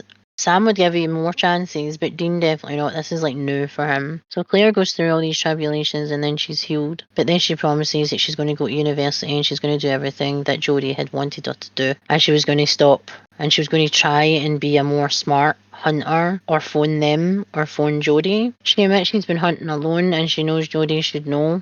And she said she needs to be on her own and is ready. And she's thanking her for being the mother that she's always wanted and needed, and that she loves Jodie and Alec. Being turned has made her realise she almost lost everything that she was fighting not to have or didn't think she had. Then Real Wild Child plays a cover, not the original, because she really is a wild child. So episode 17 is called The British Invasion. Recap: Lucifer showing his penis, wingspan. For fuck's sake, it's a penis contest. It really is. Crowley in a sneaky warded vessel making Lucifer pay even when he doesn't realise it. Irene, Men of Letters Legacy, telling her to drop them a line if they ever needed her. They are family. Hunters stick together and she is part of the Men of Letters, but the boys are good and take stragglers under their wing because that is what good people do in their line of work. Finding good people who have their backs is rare. Men of Letters Hogwarts. So this kind of goes back to the 90s, I think, the early 90s, and it's basically Mick and another boy at the school where they go before they become members of the Men of Letters. And he had to take out his friend. That's one of the tests. You walk in, it looks like something for Dexter, plastic all over the floors and wall, and a knife. And the kid turns around and goes, "We can go to my uncle, we can, like, he can look after us." But he didn't know that you had to take out your opponent. That's how you actually get to the next level of the Men of Letters. You've got to kill out your opponent, your friend, and your everything. He only had this one guy and he had to kill him, and he keeps dreaming about it, which means he's not over it because he's not a killer. He never was. He's not like Hitch where he can switch off. So he seems to be plagued by memories of this kid's last day and his last day with his friend, and can continuously like that. And this is where you meet the head of the school, who's actually the head of the Men of Letters, and it's a woman. Not even a man. It's basically him being shown that he can be replaced, and he knows he can be replaced, and he has lied to the Men of Letters, and he's also lied again to the boys. You can see that he's trying to be more and more like the boys. He wants to be. It felt like this episode he wanted to be closer to a hunter and work with the boys and maybe be the go between the Men of Letters and them, but I think he would actually have left in this episode. I feel he realised the Men of Letters aren't the organisation he thought they were, even though he knew in his heart that they are not genuine because of what they made him do to his friend at school to actually become a Man of Letters.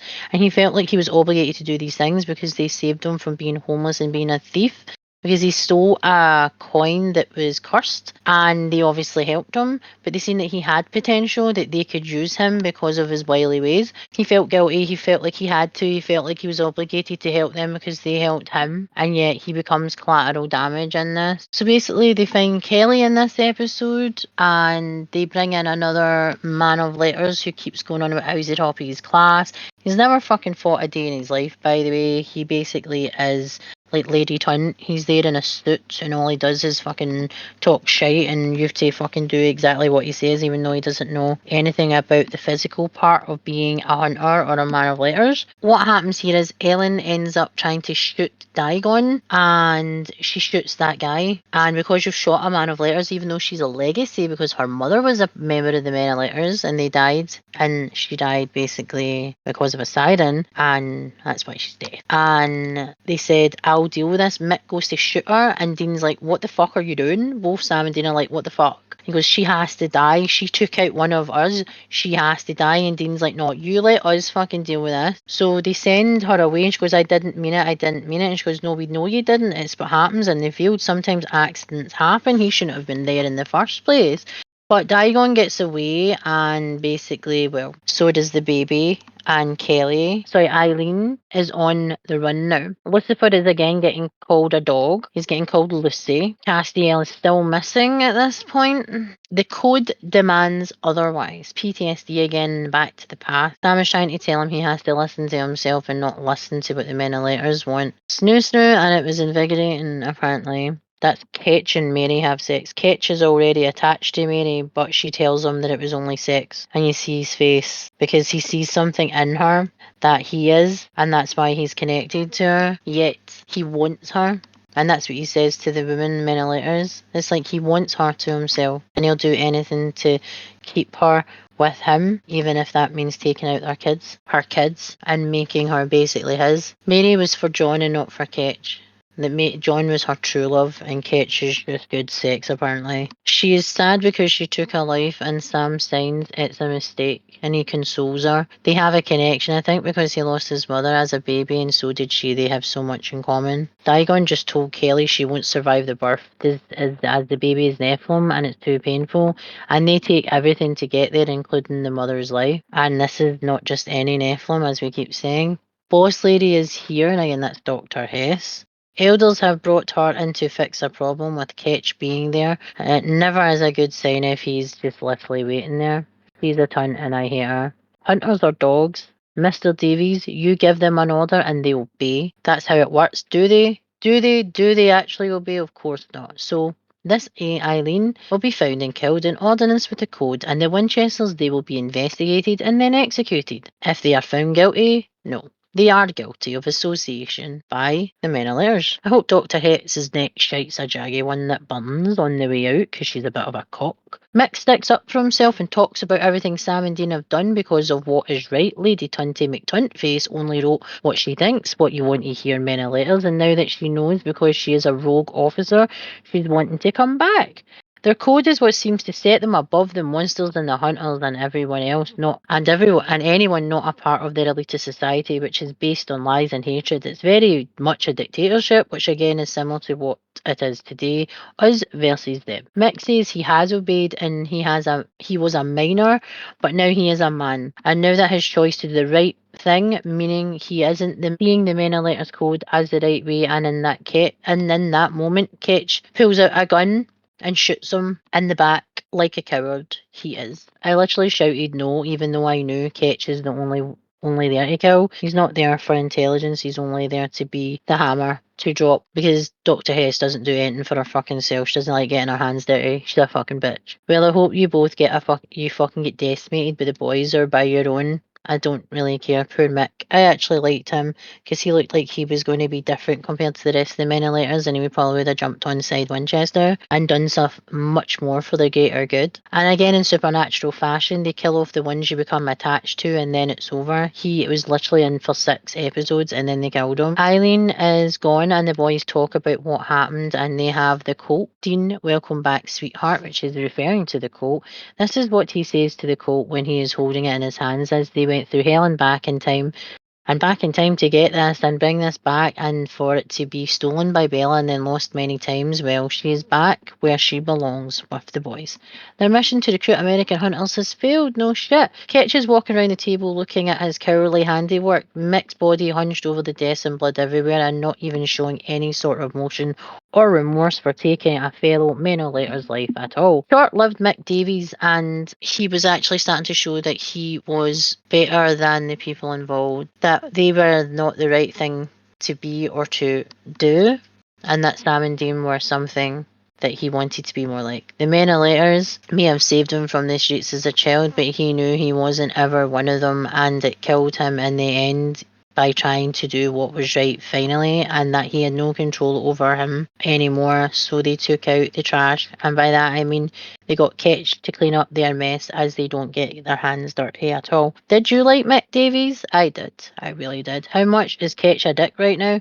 Oh, he is. Dean was right all along. Don't trust them. They aren't who they claim to be or they seem to be, and no one gets a second chance. Exterminate all American hunters and Mary, it would seem. Episode 18, The Memory Remains. Recap then, Ketch and Mary and their tryst, what they have in common and what they do behind closed doors, their teamwork. How will Mary feel knowing that Ketch has to kill her sons, potentially kill her, and also that he killed Mick already? Mental letters BS. Tomahawk, Wisconsin, young adults around a campfire, walking through the forest with a creepy fuck watching and heavy breathing. Always turns out to be okay now, doesn't it? Castiel again nowhere and they cannot find him. He randomly goes where he needs to be even when he is gobble like this time. Nothing good about how to defeat Digon because she's a prince of hell. And the last one, it seems, email from the deceased Mick. So not Mick, about the case of people going missing once a year. Then it stopped for about 20 years. Now it's back. Very ritualistic, wouldn't you say? Who knows? Ketch says it's time and he has a team to take the boys out. Folklore BS lives in the woods. Jersey Devil, head of a goat. The cult to kill it. Dean got laid. It was awesome, apparently. Dean hates Sam's food. Eggs and courgette with pasta. A stader creature of uncontrollable lust and then lure people to orgies, then feast on them. Their most moist, silky meat. Wow, that was descriptive. The sheriff owns the meat factory in this town, was founded by the sheriff's family, and they made a deal with a demon. The demon, Malik, not Valak, don't get mixed up with The Conjuring now. All victims all worked at the plant, because again, when the family owned the town and built all the houses, they owned all the businesses, so you were working for them and paying them from your wages. Basically, you're paying your employer to live and survive in the town because they owned everything. The sheriff found out that his dad and his family before him were all nuts and they were basically handing over people from the town as a sacrifice to keep the life they had and the money and the clout and all that shit, because that's nice, isn't it? Killing innocent people so you can stay rich. So we find out that the sheriff actually has a like a half brother who works at the plant as well, but he always moaned that the sheriff got a better life because he got to have all the fancy things. His mother was a clout chaser who opened her legs to the boss and got pregnant and thought that this would make him leave his wife, and it didn't, and basically accept his other son. It didn't. It never works out that way. I don't know why women still do it today. He has let the demon out, and the demon is basically going on a spree. It's lots of family secret. Black Bill is not real. The family have to feed, like I said, the monster under the house that made them rich, and the monster is called Moloch, the god of sacrifice. They captured this god, starved him, and made sure he would do anything for blood. Each of the generations, the head of the family does this, and now that the father has died, he is the head of the family, but he doesn't want to do it because he doesn't want to kill innocent people, because he's the fucking sheriff at the end of the day, and that's just like, what the fuck? It's empty because he's been let out, like I said. The NLLs have put him on, Ketch put him on this job so they could go into the bunker and put fucking bugs everywhere. This reminds me of the episode of Chuck where Casey has put bugs all over Chuck's house and all he's listening to is Chuck and Morgan going about Call of Duty and sandwiches, and he's got to listen because that's his job because he's a member of the CIA. And that's pretty much what Ketch is doing. He's listening to the boys, like the creepy bastard that he is. Dina's been captured. Like I said, there's nothing sexy in a Winchester than bounding cling film. A dish best served well at any temperature. Ketch, you weirdo looking at pictures of mother and son. What is your problem? He even takes the picture of Dean with his mum like a weirdo. I think he's got severe mother issues. Guess what? It's the manager of the plant, as creepy as he is, actually the half brother, like I said, of the sheriff, as the dad was a ladies' man and he was jealous that the sheriff got a better life. So he's killing innocent teens for what he ain't, for something he didn't have, because he needs to be worthy so he can actually get everything that he didn't get as growing up, because he's an illegitimate child, but I don't know how that works with the sacrifice because he's actually not a purebred of the family. Again, he was jealous that the sheriff was selling everything again. He was selling things off to the town so the town could like regenerate, because obviously it was fucked from basically his father dying and no sacrificing being done. So therefore, not just their wealth, but the whole town's wealth was being affected as well. So he thought he was doing right by selling things and actually giving back to the town. So they've got a bug underneath the battle station, which is the big table where they actually talk about all the stuff that they're going to do, all their cases, and most likely they do bitch a lot about Ketch which Ketch finds out and that makes him angry. Well, what does he expect? He's fucking eavesdropping. He fucking deserves it. The Winchester's legacy, the people they saved, how many exist though since the Menolators got into their lives and started to clean up their mess? No witnesses, no evidence. The crazy guy actually says something about the family business, and Dean has just realised that, that our family legacy is just as crazy, if not worse. They left the world a better place. Take out the Menolators and have the legacy, the British faction. Dean and Sam write Menchies, which is when they take like their Stanley blade and they write their name, their initials, into the desk in the bunker. They did this in the Impala. They've done this like in lots of places, basically saying they were there because that will be there even when they're not. They better call Mick to debrief apparently. Dean has to be debriefed by Ketch and he isn't happy about it, but is vocal to Ketch about it and he says he isn't happy. Then he said, I would rather be with your mother, then pauses, then says hunting, and Dean is just like, shut the fuck up, dude. There's a bug under the table and Dean says, you serious? We have to deal with this low rate Christian Bale? Really? Ketch is here not all. Reminds me, like I said, of Casey and Chuck. Ketch is looking at the old photos of Dean and his mother he has in his bedside cabinet as Dean goes on about how much he hates Ketch and the Menolators, and he looks so sad and angry all at once as he is part of Mary, a taste, but she is their mother and that he wants them gone and have her to himself. He has some disturbing issues, Ketch, such a damaged little boy. The future, episode 19, Calvin and the Angel and Castiel, tracking Kelly in false narratives for Joshua. Dean worried about Castiel, Kelly and Digon and Rosemary's baby, manipulating her for Lucifer, death of asshats and Menolators, death of Mick by the hands of Menolators and Ketch, payback, Ketch is in charge and listening intently. Kelly's follow along in her pregnancy, forcing supplements into Kelly by holding her mouth shut. What the actual fuck, Digon? The baby will be born no matter if she starves and stays unwashed, because she says she smells and needs a bath. She tells her I would cover myself in poop so she wouldn't touch me. She would Bovie Sands herself, she really would. Kelly is talking to the baby and how they won't ever be together. No happy ending for us either. She tells the baby she has to take them both out to save humanity. She is a broken mirror and she's doing the deed and still says she is sorry. She's in a bath, but not to do that, and she is falling asleep into the bath as she's bleeding out, and then it's the supernatural theme. We find out that humans who have Nephilim, they don't have 9-month pregnancies. Well, technically it's 10-month pregnancies because they deal with it in 4-week segments. It's not 9 months, it's actually 10 months. But apparently it's 5 to 6 months that you stay pregnant for because the gestational period is different for obviously a non-human child, it's angelic. Sam's trying to work out from celestial charts and astrology of when the baby was obviously conceived and how long they might have. So they have like a month to actually find her before either, I don't know if they're aware that she will die at this point, but she is because Digon tells her, and Digon tells her that she's going to raise her child, and she's a bit of a cop. So Sam is working out, like I said, Lore coming up with a plan. What's up, beautiful mind? Dean to Sam. Castiel walks through the door and he gets the 3rd degree because he's not been able to get reached at all, and he's just ignored them. Castiel keeping things from the boys. It was a gift. You keep those things. It's a mixtape he made for Castiel, and he's trying to teach him that a gift's a gift. Give it to someone like that, a gift like that to someone you care about. Discussing which plans now they are talking about removing the grace, because they've done that before. You can remove the grace. It's happened to Castiel, but they think that can that actually happen with a baby, and actually would the baby be born human after they take the grace, and would Kelly be able to survive type of thing? And they're trying everything to try and save her. If Menolators have got anything to do with this, they'll kill her anyway. Castiel stole the colt, that is why he went back, and they have 2 bullets, one for Digon and Kelly, because he's to take out Kelly too. Dean is calling, no he isn't doing the best. He said he's killing Kelly so Dean and Sam don't have to because they kill the monsters, not the humans. Castiel is being the parent. He doesn't want them having to do things, difficult things. He wants to prevent that and he wants to protect them the way a parent would. The angels knew where Kelly was and Castiel lied to the boys about that. All about betrayal this season from Mary, from the Menolators, Castiel and Claire. Castiel has kidnapped Kelly.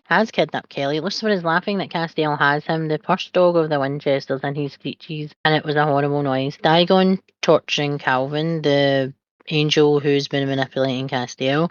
The baby would technically be good. Lucifer became bad due to his father casting him out of hell to the pits of hell. The baby chose Castiel and she heard him speak. He heard him speak to her. Apparently the baby's communicating to Castiel, and when he touches her stomach. Castiel, I wish I had your faith. Kelly said you will. Kelly is taking the Impala with Castiel, and Dean is trying to get Cass's car to work because apparently he's sabotaged it. Castiel wants her to pass through the gate. Joshua appeals to them, then Diagon takes him out, of course.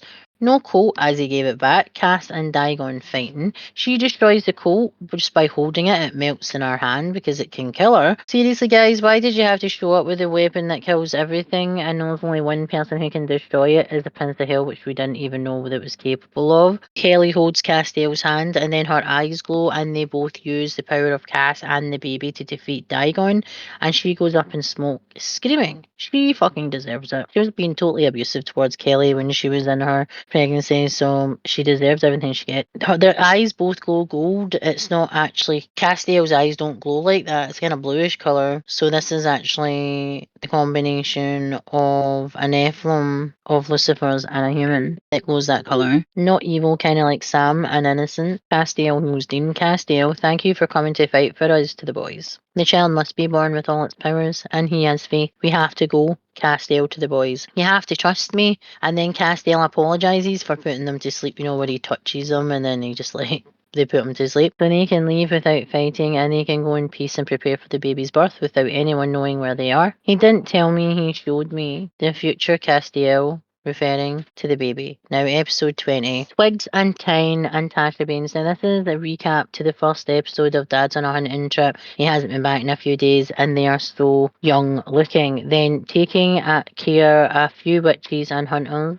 Dr. Hess and the Winchester spying on them, Diagon and Kelly, Kelly and Castiel and the baby and its powers, and the escape of them all, the baby can be born. Then now, this episode is basically the twins who are Ace's kids. The girl twin Alicia hasn't heard from her mum, and her mum's a witch. The mum goes to find other witches who've been going missing. They go to this B&B and it's all weird and stuff. You find out that the woman who runs the B&B actually sold her soul for more power. So she was a powerful witch or a powerful entity that could cast things. She creates these totems that are these twig kind of voodoo type things. It's very ancient Wiccan magic that no one has ever fucking seen before, and she's been looking for someone to take over because she's coming to the end of her life, and she knows she's coming to the end of her life. Her eyes glow purple, and everybody who works in the hotel actually is someone that she has taken out and tried to actually give her power to, but no one wants it. Alicia ends up getting killed, and the brother basically brings her back because he takes the deal to actually become her powerful and take her power so his sister can be alive now. That was not her sister. It's who they've created, basically. She was killed in the line of action with the mother because they find out the mother is actually dead and she is not alive. His parents are just people, that's what Dean kept saying. 12257. The boys are discussing finding Cass, so they need to think like him. He really is a child. They contact the brothers as they worried about their mother. Mother Mary's been tortured by Ketch, but it's a shapeshifter, and Mary is helping torture herself as the shapeshifter has her face. Sometimes pains work. Oh, Ketch, you're a damaged man. So all this is going on about the ventilators right now. Again, they're torturing each other and getting to know each other. And again, like I said, the mother isn't the mother, and then the sister has been taken out. He's taken her power, the old demonic magic, and now he has got to live this life. And his sister isn't his sister, but he can't live without his sister because he's already lost his mom and his son and his dad. So he just leaves with them leaving, and that's it. And then her body is there, and that's it, and it disappears. He leaves with a kind of wee tiny grimoire, which is the woman's basically spells and how she managed to live the life she had. And at some point, he will have to do the same and give his power over to someone else. He doesn't want to kill her, but Lady Tony Tunt is back to torture and play mind games. Mary was given the chance, Ketch says, because Mary has just realised now that the box 12257 that looks awful like a coffin. She opens it and she finds that Mick is dead in there, and that Mick was her pal, and she knows that Ketch killed him. So everything the boys said about Ketch and the ventilators was true, and she's fucked because now they're bringing Lady Tunt back, and she's going to do a mind manipulation to Mary and totally fuck everything up for the boys with their mother. There's something about Mary, episode 21, Many Letters, and how they hate American hunters and how they hate them and how they have failed in recruiting them, and they're killing them all to clean up all the mess. Kelly and the Nephilim, Mary and her problem, the warning to Dean, because in the last episode she actually did phone him and say that she needed to talk, that there was something wrong. Play nice with Ketch, teaser not a fair fight indeed. Eileen is running for her life from a hellhound, and Ketch has a special whistle. They are killing off all the hunters, and Eileen, well, she has been taken out by them, and her mother was a Many Letters member, so no one is safe, like I said. Mary is missing. Ketch has been a dick and saying he hasn't seen her, which is a lie, because the mother had already said that she was working on a job with them a couple of days ago. They've just found out that Eileen has passed and that it wasn't in Ireland. And the second, they found that she wasn't in Ireland, that she was actually here. Jodie informs them of Eileen's death. 7 hunters dead and 7 monster attacks. It doesn't make any sense. Sam, you need to be punched in the face. You got into the business with the Many Letters in the first place, you gullible twat. Crowley is chastising a minion about being shit at the job, as he usually does. Mary's being brainwashed, Manson style, and is going to take out her fellow hunters she killed, and she is asked Tony Tunt, and she is remembering her torture by her, like, reprogramming her, all her thoughts and her actions are theirs. Crowley has a deal with Dr. Hess apparently in the UK and wants the same in the States, but has said that she won't be sparing the Winchester, his friends. Lucifer, playing Doctor with the Minions, talk about the security system because he wants him to be able to get out and find his son. He was cuddling the hellhounds just last night. Lady Tunt loves her job and manipulating people, it seems. Ketch and Tunt had a thing, can you tell by that tension between them? You kill without mercy, Hesh to Kess. When he says he is not an administrator, his job to run the team, well, so is Lady Tunt also wanting the job. So Dr. Hess is playing those two exes against each other. Eileen had wrote to the boys to warn them about someone listening because she found a bug. Now the boys are looking for bugs everywhere. They found the one under the table and they have laid a trap. Ketch has lied to Mary and now she's begging him to help. They don't have a relationship, and yet he apparently doesn't know her and she doesn't know him and wouldn't know him or want to. She's asking for his help and she's took his gun. She's asking to be killed. She's raging that they are taking her will, her choice, and she wants to die. Ketch is like, soon this will be over, I promise. He actually looks upset because he does care for her in his weird fucked up way. Sam has a gun on Lady Tunt because they fell for it. Lucifer has the power and hasn't shown it. Crowley isn't doing a chicken dance and he's being called Kermit the Frog and a Muppet. Lady Tunt saying their mother is banging Ketch and working with them. They just found out Mick has been killed for being too much like them and that they are going to kill Jodie and everyone else. Should have just sent him to the cage. Crowley, Lucifer winks at him and he's controlling Crowley now. Stabs Crowley with an angel blade and clean up on aisle 7. Go down in the bunker. Ketch tells Lady Tunt to disarm, but while the rest of them, Many Letters, collateral damage and a shootout, Mary is telling Dean to stay where they are, and then they shoot at them. They have brainwashed her so that she'll take out her children. The bunker is a fortress and it's a tomb, and they've turned off the air pump and the water and locking them in, all with a person, which is Lady Tunt. She did the programming, now she's being killed by her own people. Now she said that she can actually reverse it, which is a lie, by the way. Ketch, this will become easier for her to hurt the ones she loves because she won't remember you. This is one of the reasons why I hate him, that they took her will and her memory, and she already lost so much when she took a deal to save John, because she missed out on her children's life, and then she's back. Now she's actually going to not remember them, but she's going to see them as a target and want to kill them. Episode 22, we're getting right to this. It's almost season finale time. Who are we? Recap all cases, their death. Jodie Mills and her history. She's a mother to those boys. Mary and how she will kill her family. Ketch in the tomb and the killing them over a few days. The bunker is in lockdown to destroy. Mary has killed more hunters, another form of torture, watching herself trapped inside her body, killing the people she worked with, hunted with, and loved, and then switching it off. She's after Jodie now, blackmailing the boys. Lady Tunt trying to re-virginize their blood to bring the wardens off and down, so they can leave to flip the switch outside to turn everything back on. They all have to work together if they want to survive, yet Lady Tunt is just not always as honest as she claims to be, even when her life is at stake. Ketch has put a misto dampener in the bunker, so nothing like that is working, so no magic will work. Dean starts destroying the walls in the garage, as that's the only place not reinforced steel, wasting energy, air, and water. Trying all avenues, including explosives. Yippee-ki-yay, motherfucker, from Dean. Boys get out and she is gone for Jodie. They have Mary captured. Being a bitch to the boys and Jodie, Lady Tunt cannot fix her, and what she did is permanent because she lied, because she can't be trusted because she's a bitch. Can we kill her now, boys? Run or die, Tunt to the boys. All the hunters together with Mary. They're even the ones who tried to kill them originally. They are controlling the narrative and not for good, the Menelaers. Hunting isn't about killing, it's about doing what is right, and that's what scares them because they cannot control them. Follow me and take the fight to them, fast and hard until you give up or die. Braveheart speech from the supernatural.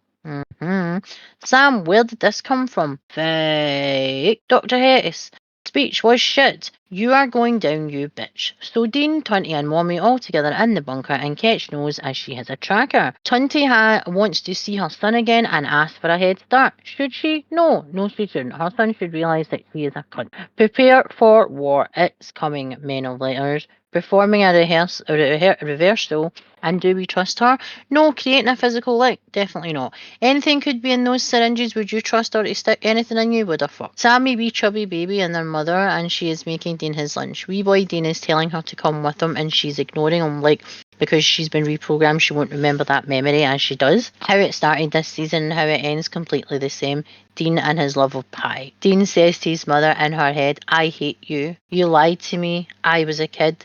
You promised you would keep me safe, and you made a deal with Azazel to save Dad on November 2nd, 1983.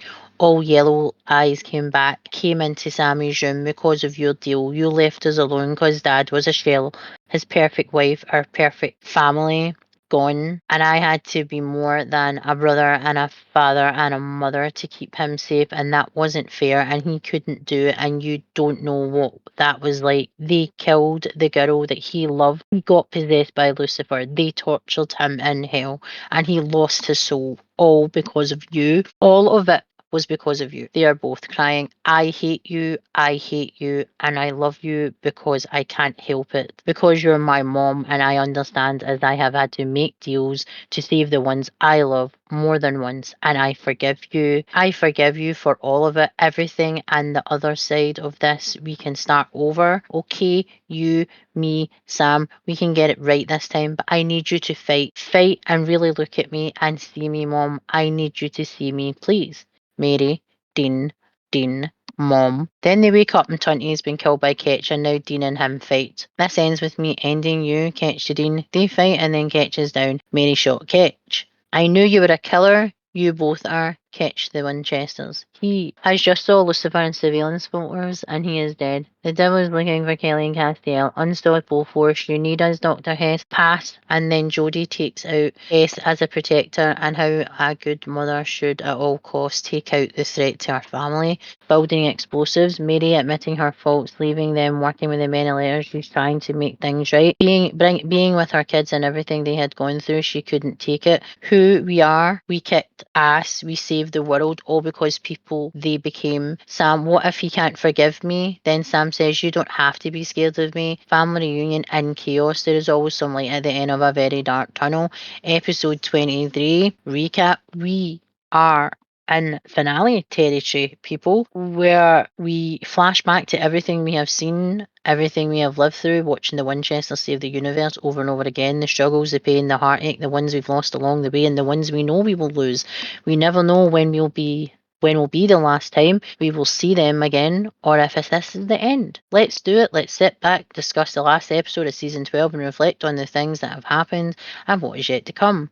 Let's get through this together as we have the last 11 seasons, and let's get ready for a new chapter.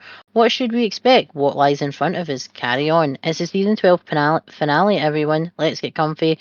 Let's press on. Reflecting through the years with Kansas. Carry on, my wayward son. The journey from past to present. Love, loss, heartache, betrayal, fighting, surviving. Is it all worth it? Us together. Do you have the chills? Nephilim, the future, Mary, the boys, the hunters, the light, the dark. We all matter. We all count. Now. Castiel.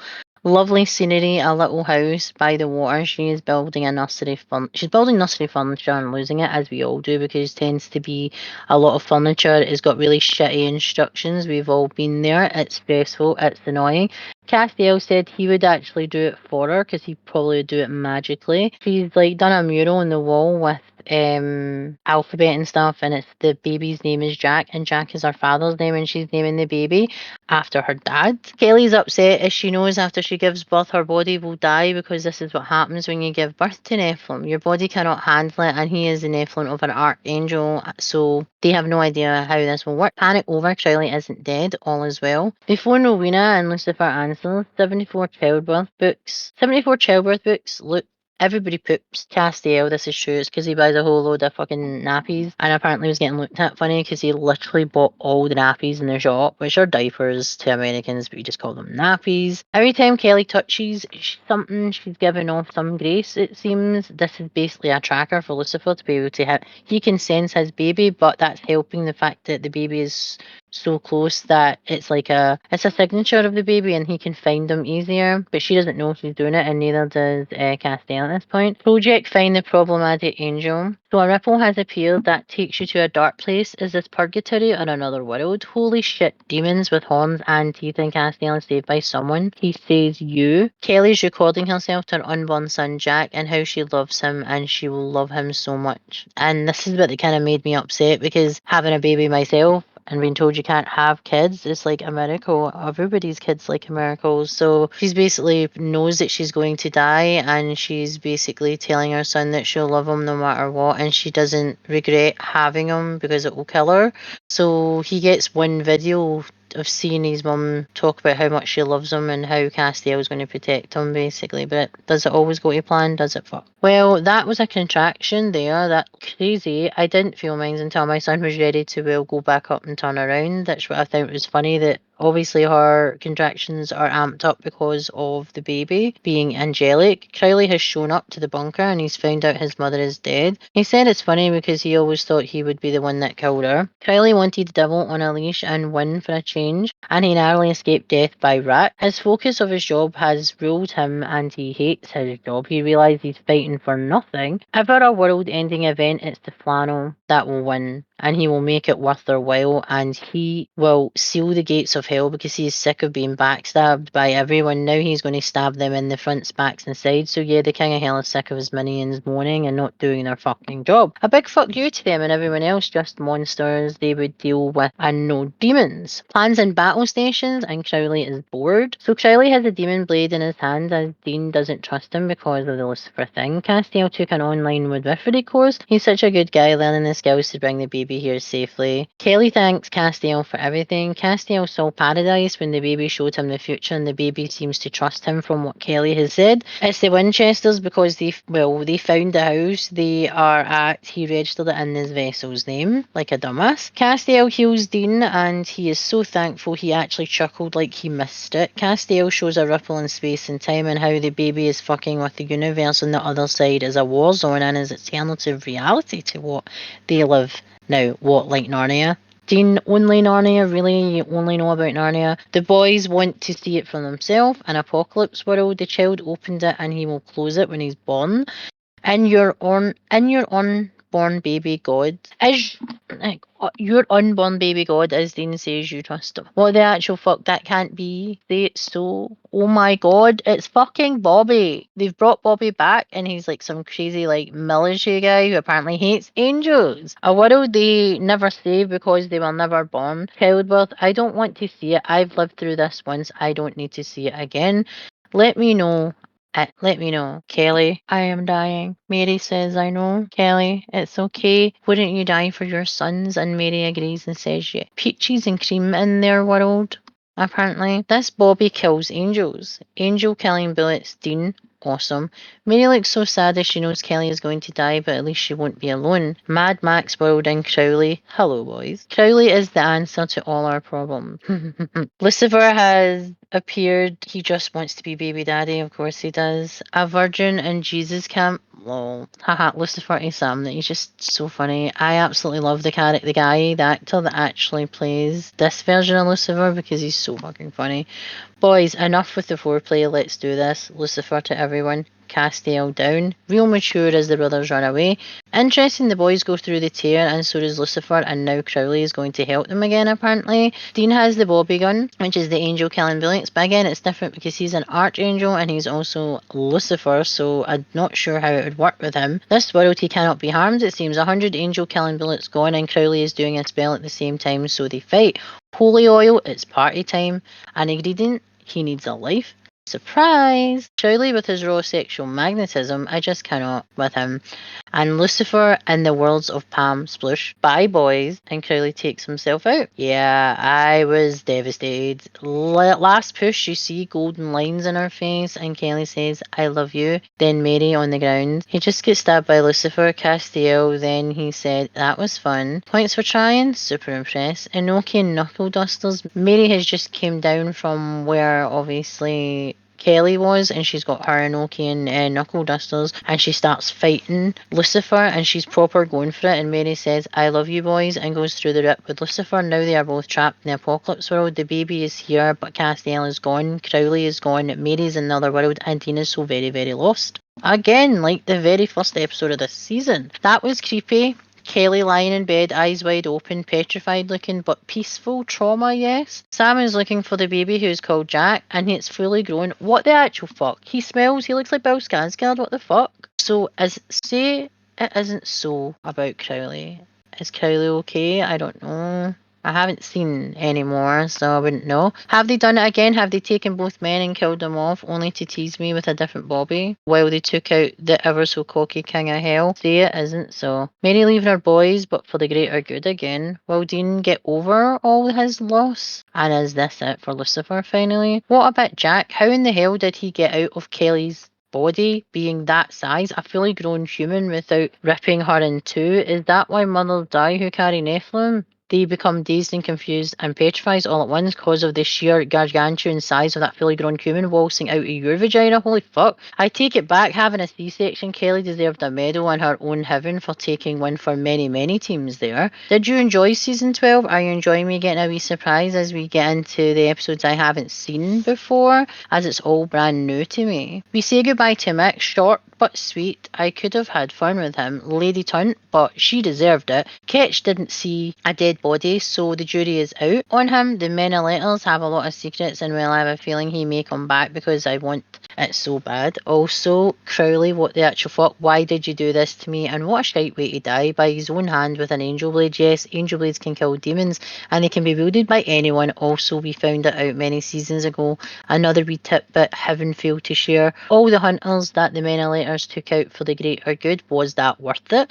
Dr. Hess, she had it coming, and the award for the best mother goes to Jodie Mills for giving her one beat between the eyes. Go Jodie, we love you. To Eileen, only doing what was right, carrying on your mother's legacy, working with the Winchesters and bringing your legacy from the men of letters to being a hunter, working side by side with the boys, and keeping our world safe, to be taken out by a hellhound. So sad. Loved her and Sam's dynamic. To Castiel saving everything and everyone, even though he is far too gullible to be on any earth. Rowena, is she even really gone? Because again, she has other ways to come back.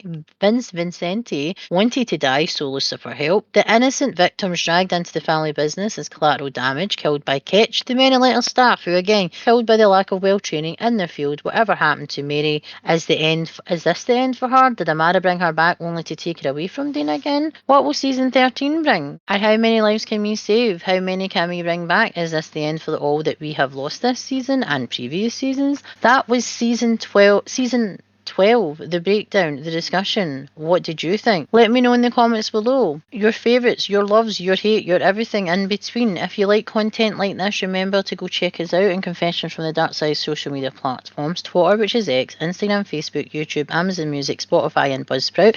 Let us know what you think over on our social medias, and let's get chatting about this topic. All the topics, let's grow our community and spread how awesome the horror community actually is. If you want to get to know us as individuals, then you can check us out in our links below. I am Lady Darcy Darkness, and my channel is called Behind the Mash Reviews, and I have a YouTube and an Instagram and a Twitch. Lunar is Lunar X Rising. He has a YouTube, Twitch and an Instagram, and if you need to reach out to us at any point, you can email us at confessionsfromthedarkside@gmail.com. Darcy is Behind the Mash Reviews at gmail.com. The spelling is on screen. Yes, yes, it's difficult. Yes, it's annoying. It's not going anywhere and I'm not changing it. So get used to it. And Lunar is lunarxrising@gmail.com. Catch me, Darcy Darkness, next month for Season 13 breakdown and discussion. Take care and I'll see you in the next one. Later.